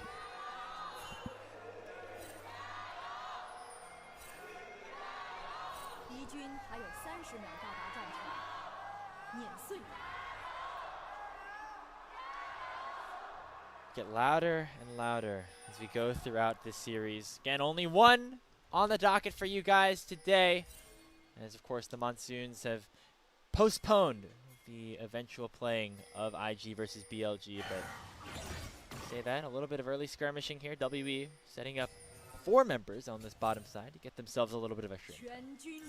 But they didn't even put in any wards, so I wonder, mostly probably just a scouting mission to see. You have 2 wards placed from both teams to try to scout out where Monkey is early. He should know this is here. He obviously has the indicator there. He's going to start on his Raptors, so gives him some more combat prowess and really wants to be able to cycle these camps, especially the Raptors early on, thanks to the passive on Nocturne. Really good against these smaller camps. Really hook just missing from Kyle. Oh man, almost a pretty interesting situation opened up. What and are as we I doing, say guys? that, immediately ignite into cleanse here for Kyle and Taeyun. So they did not want the summoner spell seemingly. Yeah, but like, why are we ever stepping up? Because now what gets to happen here is Sivir gets to push this in. Sivir is allowed to fight in minion waves, which is usually something you don't really want to do as an AD carry, but because she has these ricochets, it is very easy for her to just stand here, throw those out, and deal a hell of a lot of damage. Cal can throw a hook, and Maokai's free. Right into that power fist of Vampire. Forced to heal as well. That's 2 summoner spells for just the one that AL have burned, and they currently have that level advantage in the push. This is not going to get any easier for this bottom lane. Can you believe, by the way, Grapes, this is day number 12 of a 40-day stretch. Last split we had like 53 days, 54. Yeah. 40 now here is pretty insane, but we're already at a fourth of the way through the split. We've added an extra day now with IG Yeah. versus BLG. Now going to be taking place on August 28th. So 41 days, but yes, over a quarter of the way done with the regular season, which doesn't necessarily feel like we've gotten there yet, but some of these teams have played 4 series. Overall, you play 14 here in Group Ascend, 10 in Group Nirvana. So we're making our way. The slog has only started. Tarzan is finishing up on his red buff now. Same thing here with Monkey for his blue. I think he wants to try to avoid Pantheon early, especially with the fact that he knows all of his lanes are getting pushed in right now. the skirmishing power of the Pantheon is going to force Monkey away, at least for now. Comet Spear does connect. This Tarzan playing pretty aggressive here. He could always make the decision to rotate back up to the top crab if he wants. Why are we doing We're this? going to get a big skirmish as Kyle going forward with the overdrive to try to just chase Monkey away. And it looks like he's able to do that successfully. Monkey, just give it up. Because now you've wasted so much time that instead of just immediately pathing down there, he's not going to even bother to go for this. There was a world where Tarzan could have finished this objective, ran through mid, got the movement speed from Shanks, and contested with Flandra on this topside scuttle. He votes against it, and Flandra will have to recognize that he's going to have to do something here. Oh my god. Another hook on Atayu, not even able to use his flash in time, as AL's bot lane going to pick up first blood with the help of Kyle. Look at Hope. He's not even hitting this wave anymore. He had Ricochet open, but he wanted to wait. The wave's going to push into them. He's going to freeze. God damn, this feels great if you are AL's bottom lane. And these are the problems of this duo. Why are we playing this? As an 80 carry player, I would be saying, no, we're not playing Senna Maokai. We are not losing the game here. You have a single camp that you're up on right now as the Nocturne, and it just does not matter. Just all about what the scaling can do, but if you can't get to the point in the game where the scaling happens, gonna be a big problem as Cube accepting his demise as well. 2-0 for AL early in this game 3. Like, local experience also still goes over to Tarzan, even if he doesn't get any of the kill credit for the gold. Just going from bad to worse, a masterclass in the draft of just being able to get all of your counters on blue side, by the way. This is not supposed to happen. Red side, one of the great things about red side is you're supposed to get counter pick at least in one of these lanes. That is just not the case. Maybe you got it in jungle, but I heavily favor AL right now with the position that they're in, the prospects that the draft gives them from this moment. And I mean, look, Dragons already spawned. You have 2.5 before the grub spawn. If WE are able to continue to contest for some of them, maybe there's an angle for them to play on a side lane with Yorick, but it doesn't get any prettier going into this game. I mean, you talk about the draft and maybe how it, for WE, they set themselves up to fail or something like that, but you have to remember also, we're in True Fearless, and we have our solo laners. We were talking about Cube Scion being like the only champion he's been able to get a win on. Karis, maybe his pool's a little bit more limited as well. They had to pick that Yorick Aurora on 1-2. Those solo lanes are normally where you get your counter pick on R5, right? And so WE not getting the luxury to do that just maybe because of some of the flexibility issues. And that's going to be something that we're going to have to continue to monitor as we go throughout this season. As now Taeyun is going to get targeted once again. Has to cleanse away from that initial stun as Tarzan has made his trip down here as well. Okay. So AL have complete control of the bottom side of the map. Monkey, if he can find or squeeze a little bit of experience from one of his lanes, he could actually have access to level 6 and potentially make a pretty game-changing play. But with no flash or cleanse from Taeyun, this is never an objective that they're going to be able to contest. So Monkey instead prioritizing his camps. Let's just get some more farm, get closer to finishing what looks to be a Black Cleaver first. And he has all of his topside camps. Now, right now, taking his Raptors. He's got Krugs as well to work on. Yeah, I mean, once Monkey hits 6, maybe that's where the tides can start to change a little bit. But before that happens, I mean, Dragon's still available. It's going to be Tarzan going for a reset, and bot lane's continuously getting pushed in right now for Team WE. AL having a big advantage down there at this point. They'll be able to rotate first to a play around the grubs if needed. I mean, both Kyle and Vampire have TP, but in terms of the marksman, it's going to be Hope that always has that prio. Maybe after Static Shiv, I think that Taeyun can contest. He'll get access to more range with more souls as well. This Senna is going to be starved, though. Just irregardless of the matchup, Senna's not able to really skirmish to, attack the enemy AD carry, get some of those souls, try to increase the soul count at least above the average. So 18 at 8 minutes, not fantastic. Let's see if they rotate these lanes, because we haven't gotten that swap that we've been seeing in so many games with the bottom lane moving into the top side. Maybe they try to plate Taeyun after he finishes the Static Shiv to move in for the Dragon. But teleports are starting to come on out right now. Vampire's going to immediately be on this objective. There is no level 6 here for Vampire. They need to get this first grub for him. Monkey has it though. Already forcing a flash away from Karis is Tarzan. As the grubs have been started up. Hope on the way. In goes the Paranoia. They're going to try to lock down the Shanks. And Annie is just completely taken down. He failed his flash, and that's the first kill of the game for WE. But Hook lands on Akaris. He's going to be taken very low, but not down just yet. He gets himself a double kill, though, as WE are going to try to turn this fight around on the backside of things. It's Cube also forcing Flandre out of the picture, and WE can just go right back to the grubs. Shanks failing that flash is a huge heartbreaker, and maybe Flandra's dead next. Vampire! Flash over is Vampire with a twisted advance! Another kill goes the way of Team WE as Taeyun gets involved as well. Hope and Tarzan still alive, still looking to try to skirmish. They're actually going to push away WE in a 2v4 situation and make sure it's not a full sweep of the grubs. But that's feats of strength, or feats of warfare going over to WE. That'll be also the epic monster slaying, the first one going over to them. They make out huge in that fight, getting out flashes as well as just being able to outplay. And those 2 kills going over to Cars is important as one of the big damage dealers for this team right now on this Aurora. Getting those 2 really kind of ramps up the game for them and gets them back into a spot where they can properly contest after some pretty rough first 8 minutes.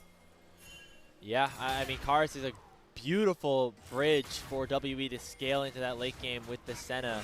As we take another look at this fight, I'm surprised that AL were not able to just win this one, but Shanks really just had a really terrible look and just died. Well, may I point out that WE had all 5 of their members here, and it took 10 seconds into this fight for Hope to finally rotate over. That's fair. They had pinged this out as well, by the way. When Senna finished her recall and went back to base, there were pings coming out that they knew that bot lane could be on the roam there. So AL, a little slow to the trigger, get properly punished, and lose out on grubs as well as some more ways to play this early game. Roll right back to even after what was a very good start for anyone's legend. Hope still ahead in terms of the gold department. Flandre still farming up nicely, but now that mid jungle for Team WE starting to come online. Talk about Karis being somebody who is oftentimes unable to perform at the biggest moments, unable to clutch up. Well, he has a great opportunity to do so here in this game. 2-0-0 on the Aurora. Getting the better edge of Shanks in that last fight, but going to have to continue that performance if WE want to win their first series of the season. WE are the team of misfit toys. No one wanted to pick up Monkey after an abysmal EDG split. Karis and Taeyun were coming off of failed times in the LCK, and even Vampire as the worst player in the league for 2024. I mean, Cube has always been kind of solid, so that's your one redeeming light. And they have been able to really right those wrongs of previous seasons and make a big splash in ways that a lot of pundits did not think that WE were going to have in them. So taking down the defending champions after their time in Split 3 would be a nice way to maybe put a cherry on top of that. Again, it's very early on in the season. We have a double round robin. I need to see more from WE if we're going to ever really get excited about this team again. And I think I'm kind of buying into what you were saying during the pre-show, Alk, when we pulled up our panic meters on Team WE. It does feel very much like the same team that we have seen. They just haven't been able to get over the hump in terms of a series win just yet, but this could be an opportunity for them to do so. As in goes another Paranoia for Monkey around this first Dragon. However, not a lot of damage just yet, but here comes Taeyun. Tarzan going to eventually drop, and now it's Shanks caught inside of that cage, and Karis goes between worlds and takes Kyle down. A double kill for Taeyun, and WE win yet another team fight. And they're going to be able to grab the Dragon here. WE punishing what looks to be a lackadaisical AL. Game 1 Andes might be the narrative for the split at this point. There is no punishment onto Vampire here, guys. You guys deal no damage. This is just them trying to juice some souls from the Cho'Gath. WE making good on what could have been a very problematic early game. I know I was very guilty of just saying, hey, they have 3 losing lanes. The matchups are not looking good. Tarzan now trying to punish with a Grand Starfall. Land the stun of the Vampire. Rupture does connect as well. Should be a kill. Flandre has the feast, but Vampire flashes away. and make sure that he is not in range of Flandra's big ol' mouth. Taeyun gonna get hooked up, but Kyle just goes straight to his death underneath the turret. And it's just bad to worse for AL. Look at Taeyun. I know it's really small to player cam. He just flashed forward. He didn't even bother to flash over the Blitzcrank hook, and he still gets the kill there. They're having a lot of fun over there. The WE boys, this is the vibes team of all time here in Group Ascend. Take a look right back out of this fight. Look at the positioning and the timing from this. It is just Kyle. It is just Tarzan. Cube getting locked up. He's the one that tanks the anti-tippers. Where's the damage, right? This Nocturne is getting away with highway robbery, and then we're just fighting into a choke. This is very plain to see coming in from AL. I do not know what is going on after their game ones, but they need to clean up their act as AL. All right, that's fair. That is fair. Look, see, this is the back and forth nature. Look, you get to do the slower third. I get to make fun of you because we don't have proper cam setup when we get into the boxes, when we get out of game. Just happens. Your husband, a big reason as to why that was fixed. So you gotta make sure you're. Yeah, but he's not producing right now. Kelsey is, okay. So I'm not gonna flame my husband. At least now, I've done that. You know, I'm one to flame. Anybody can catch these hands. These hands are rated E for everybody. Very true. Very true. As the Team WE, 2,500 gold ahead of AL. 15 minutes in, that Rift Herald's about to spawn. As anyone's legends still have so many questions left to be answered as to what their season is going to look like if they keep dropping series like this. Their third potentially in a row. Flandra try to find some respite on Dakar. Force flash away. As in comes in engaged from Monkey on the backside of things. And Nature's Grasp gonna root up too. And WE will make their return right back to the Herald. A hook from Kyle. It lands on a Taeyun, and that could be big. A big shutdown finally into the hands of Hope as AL get a little bit more back into this game. AL are saying, thank you, Taeyun, for taking the greediest path. They didn't know where Blitzcrank was, but the God Hand delivers. And that means that AL finally grabs some time back into this game. That'll be the Herald going over to them. Flandra forcing a flash out of Karis in trade. Something goes right here for AL. It's as good as it's going to get right now. And that is some of the upside that this Blitzcrank does offer you. Yeah, I mean, at any moment, being a Blitzcrank, you can just hook a backline carry and make a 5v5, a 4v5, or in that case, you know, just creating a really horrible situation for Taeyun. Hope getting a little bit of gold back here as he continues to farm up nicely and become, you know, scale into that big threat in this game, but still some work to be done for team, for anyone's legends, I should say, as they are still behind. However, you know, getting that kill is big, and it's really gonna have to be about more of these picks that they find, whether it is through Kyle's hooks, through some of these semi-globals that they have with Tarzan on the Grand Starfall. They cannot win a team fight necessarily at this point, so they're gonna have to go for something else. It's hard to make map plays as well, which is so easy for WE when you have Nocturne and you have this Senna. So playing on side lanes is going to be very, very tricky here for AL. They need to play with respect to the Nocturne and with respect to the fact that their team that's going to have to either set up for first or kind of brute force their way into objectives. Minute before the dragon spawns, only a second dragon, so no need to lose our minds here for either team. But immediately when I look at the minimap, I see better vision control here for Team WE.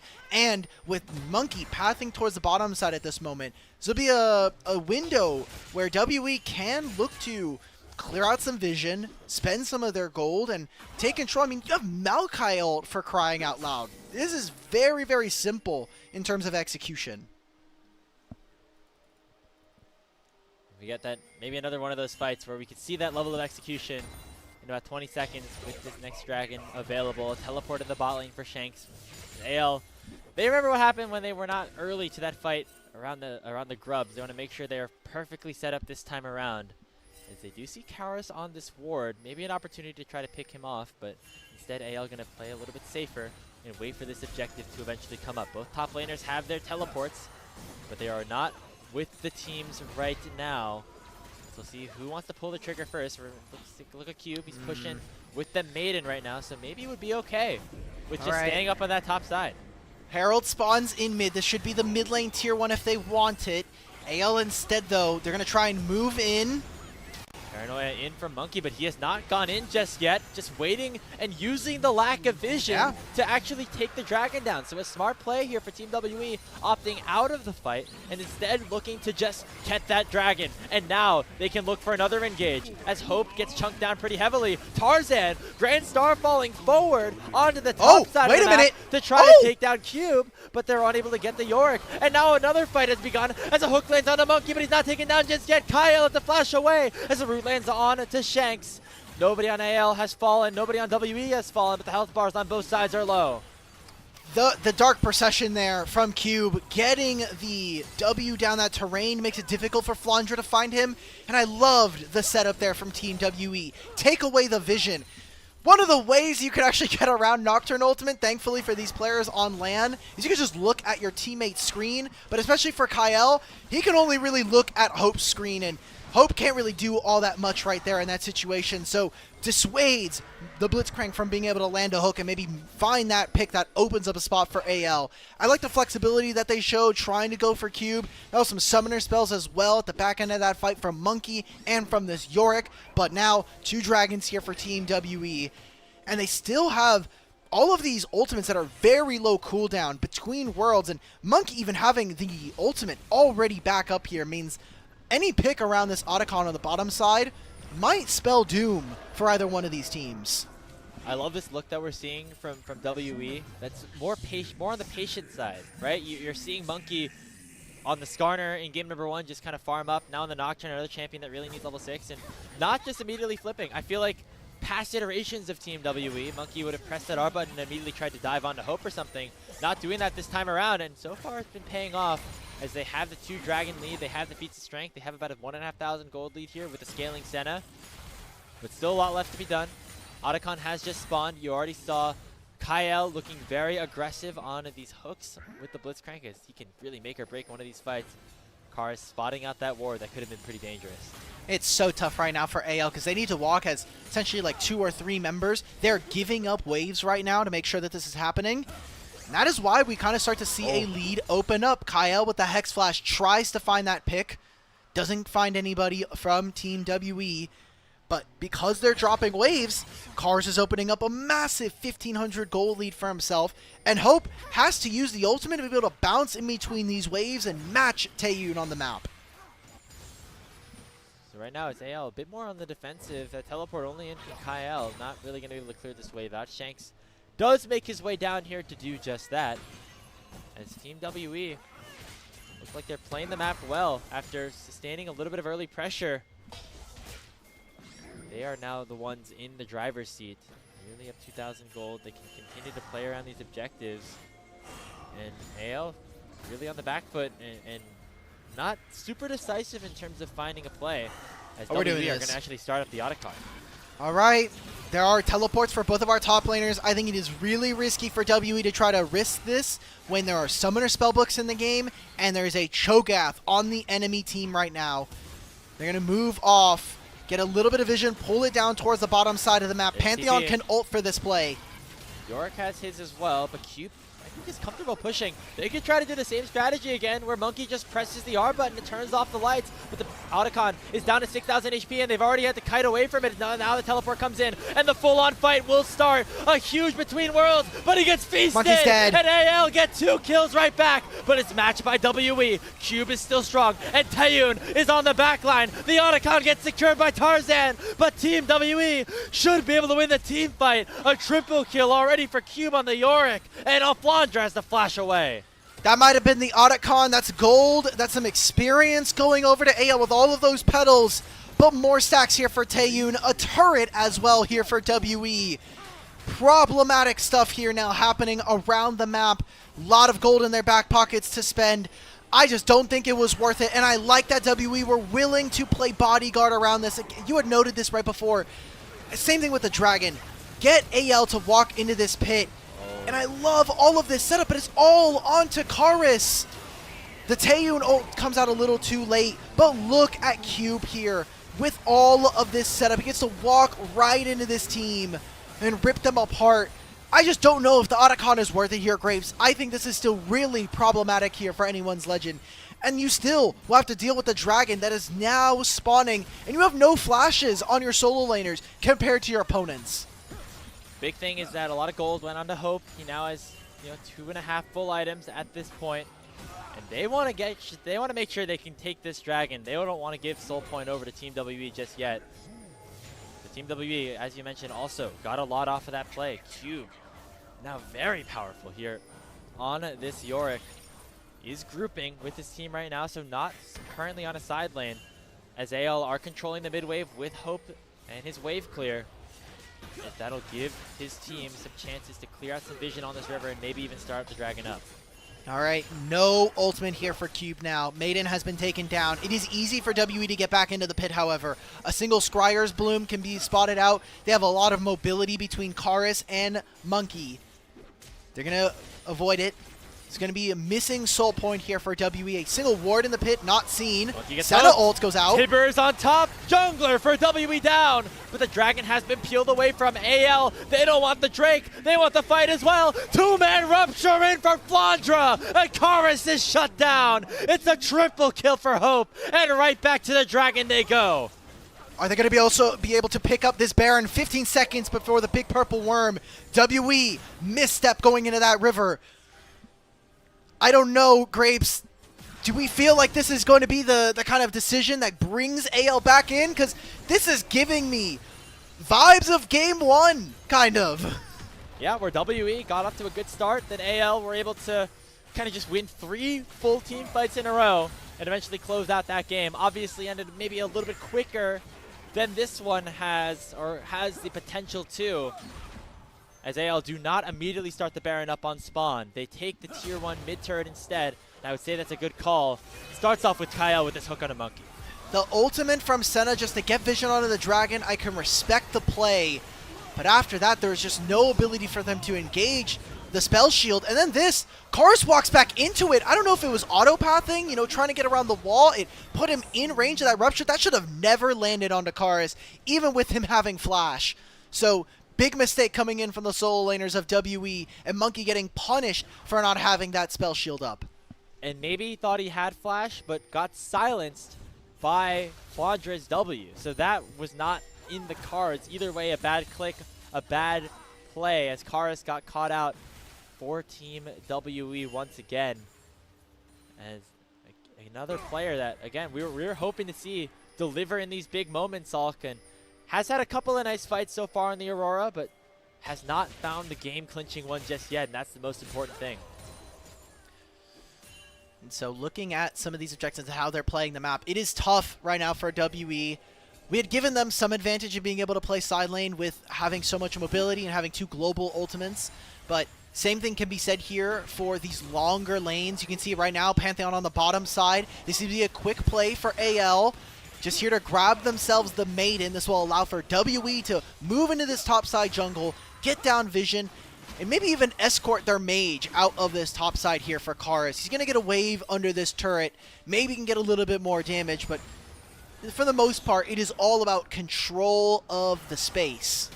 Yeah, and even if your Team WE might feel a little discouraged after losing that last fight, after not being able to claim that soul point, but you're still in a very good position, right? You have 80 stacks right now on Taeyun Senna.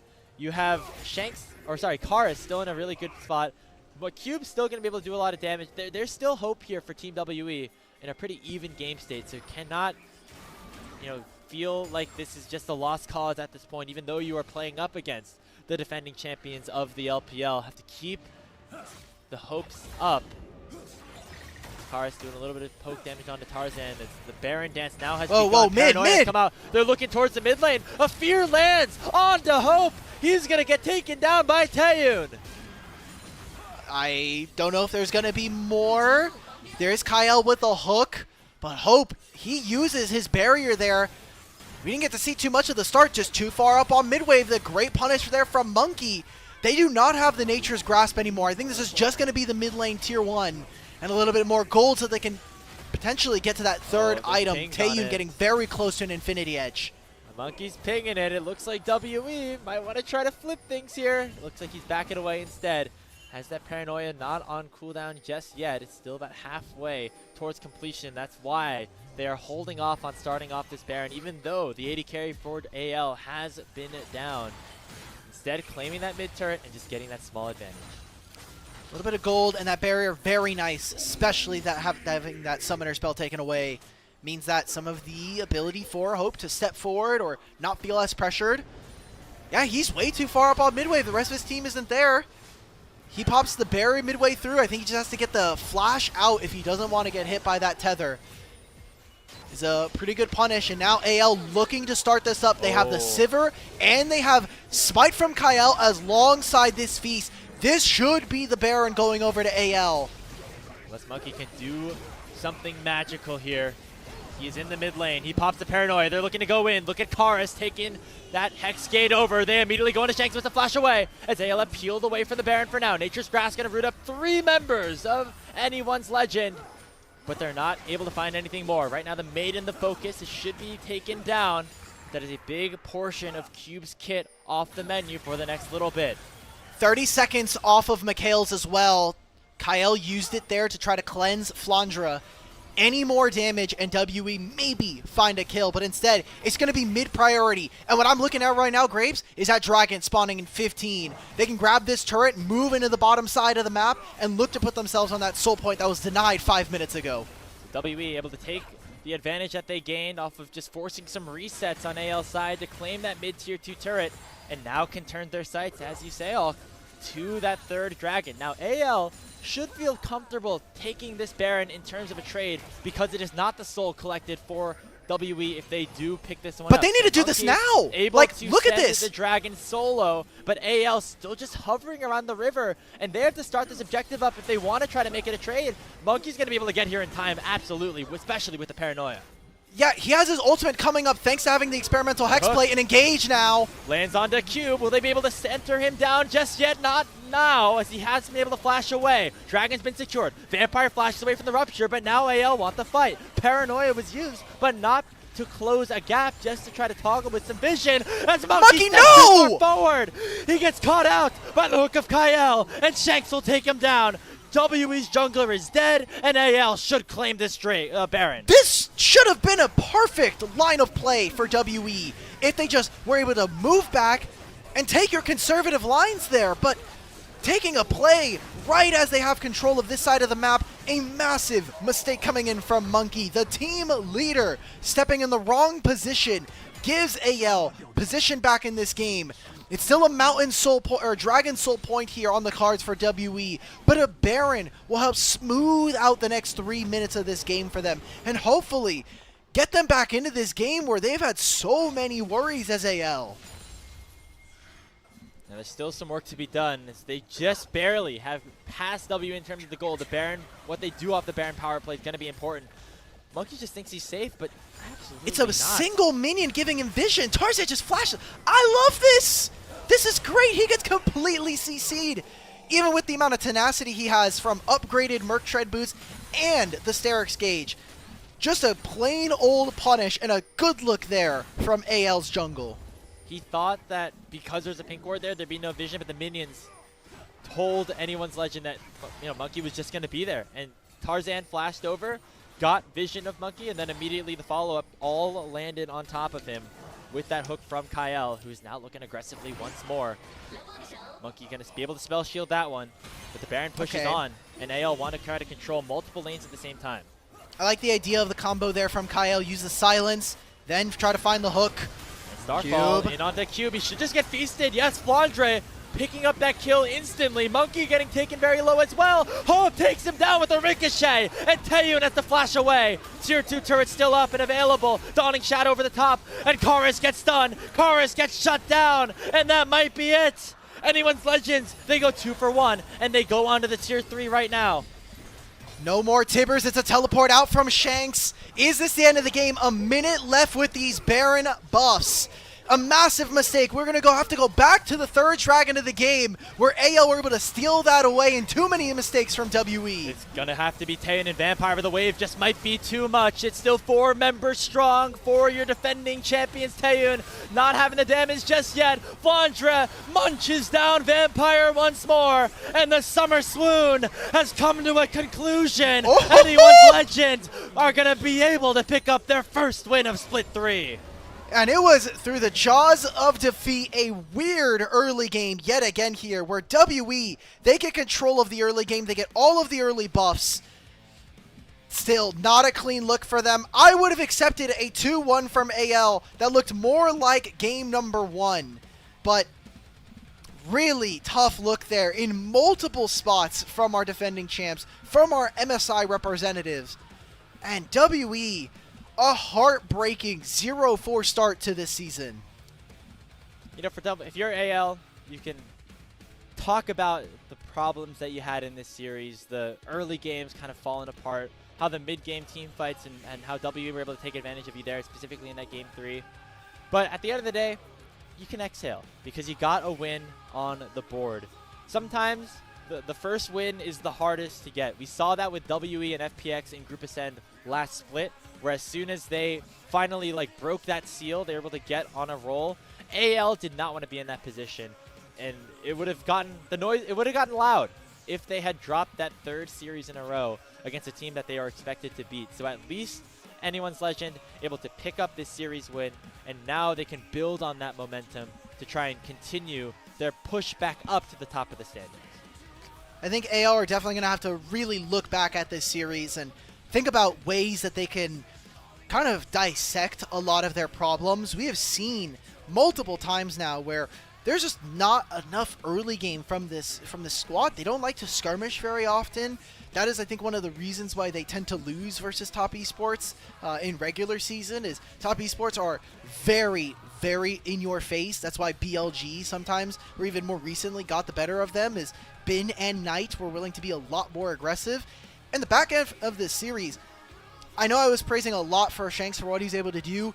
I think he has some very clear misgivings for the back end of these sets, and I need to see him improve, especially as a player who had a breakout performance at MSI this year. Yeah, and I feel like really stepped into his own right as a star. It was kind of waiting for him to get there for a couple of splits, and whether it was on that AL team last year that made it to top 8, or this year with some of their revamped roster, Shanks, one of the more inconsistent players, one of the newer players on this team.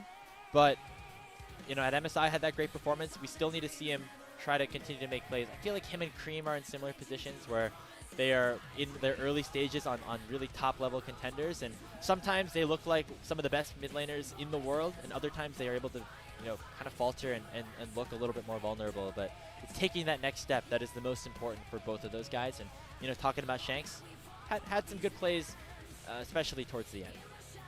Shanks, in particular, I think just had a much better MSI debut than Cream. So that's fair. That's true. It's good to see that we're still getting wins from AL. Like you said, it would have gotten loud if they would have started off the season 0-3. But I don't know. Something about this team more than likely is going to just be the fact that they might just be experiencing burnout, right? Having to play so many games in a row, having really no break in between the start of Split 2 and now with the internationals that they were able to go to. So kind of sucks that we're seeing them, but this is about where we expect this team. They should be able to win against a team like WE. And going forward, they're going to be playing up against a JDG that looks very, very weak right now. So hopefully that series is a little cleaner. I think, unironically, probably a much tougher time versus WE than JDG in my mind. And then after that, it is Top Esports, IG. The state that they're in right now, yeah, you're going to have to definitely level up in between now and then. Yeah, thankfully for them, a little bit of time. But again, as you mentioned, going into week 4 and week 5 and week 6, 3 series a week here for AL. Their constant stream of gameplay continues here as we get a look at the highlights of this game number 3. reminder to everybody that this is our last series of the day. I know we're ending a little bit earlier than normally you might expect here on LPL English, but that is just what happens, of course. When there are some big major weather concerns over in Shanghai that resulted in the matchup between Invictus Gaming and BLG to be postponed over to August 28th, which is now an extra day on top of the end of our regular season. But going back here to this series, if you are AL, feeling confident, WE, another close loss, and I feel like we're seeing more and more of an identity for this team, but it's not all there just yet. Kars had one of his better days. I will give him credit for that. Cube had some moments in this series where he looked better than Flandra. A lot of them just playing Scion, so you can kind of take away from that what you will. Oh, is this the flash one, or he just like flashes straight into the? Yeah. No, oh, he flashes to. Yep. Thank you to my observers. Thank you for my observers showing that. Even if Kyle still gets taken down. Yes, I feel like this is just the same WE. I said at the beginning of the series. I'll say it now.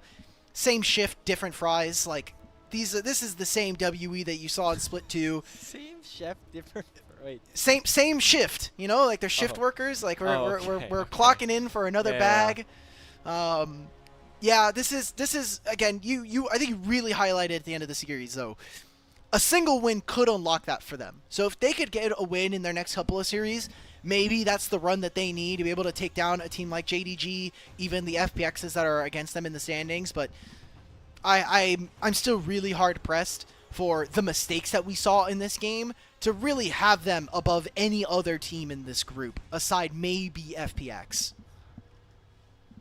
Yeah, I mean, to be fair, I feel like a lot of these teams kind of have their own flaws and stuff. Even AL, obviously, like we're talking about, Sure. They have things that they need to iron out as well. So on any given day, it feels like WE could be able to take advantage of them, like we saw in Split number 2. But I think it's becoming more and more evident that even though this team did finish top 4 due to their playoff run, we're not expecting them to necessarily just be the favorites to get back to that stage. They're gonna have to prove it again with more upsets. I'm not gonna lie, got a little hairy at the end of that one. I was worried I was gonna have a moment like the IG series against JDG, but you know, actually ends up in our favor this time around. We're gonna wait for our player of the game.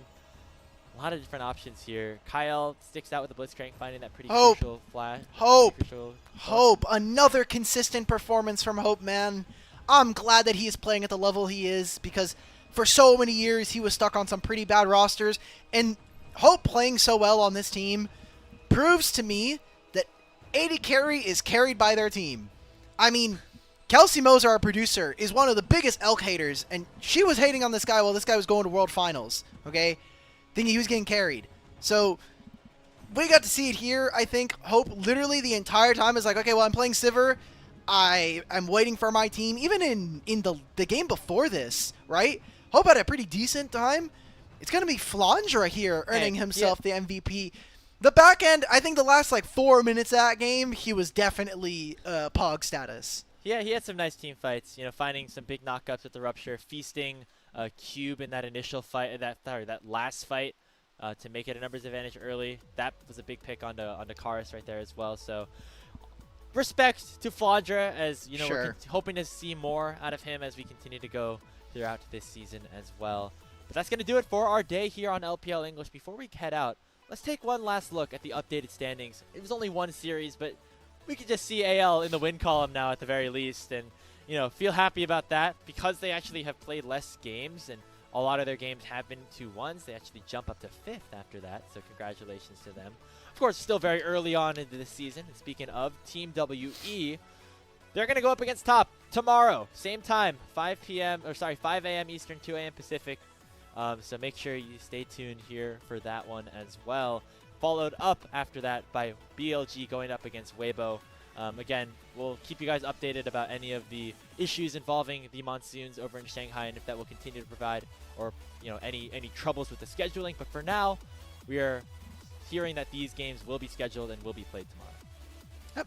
So kind of sucks we don't get 2 days in a row. Technically, BLG got a day off, but hopefully everybody is safe over in Shanghai. And for all the other places in the world that are currently experiencing, whether it's a tsunami or some pretty insane waves going on right now. So Other than that, we do have to give one final thanks to the coffee supporters. Thank you so much to our elite supporters in Aaron Soup, Mung, Forest Without, and owners of Asummeril. Their pledged financial contributions help level up the broadcast and give back to the cast and crew who strive to give you an LPL English product every single night. We did it, Grapes. We finished a single best of 3. I know, this is We did it! the record. This is maybe the record for the earliest sign-off that we've had on LPL English, at least in a little while. I know we had some like best of 1 days that maybe mixed that up and everything like that. But hey, make sure you guys get some extra rest, because you're not going to get a lot of it if you continue to watch LPL every single day, because the action does not stop. We'll be right back here tomorrow again for our 2 series, hopefully. But once again, final score here, Anyone's Legend picking up their first win of LPL Split 3, 2-1 over Team WE. On behalf of our producer, Kelsey Moser, Color Coster, Alk Battery, my name is Grapes. Thank you so much for tuning in to LPL English, and we'll see you all tomorrow for more action here in the best league in the world.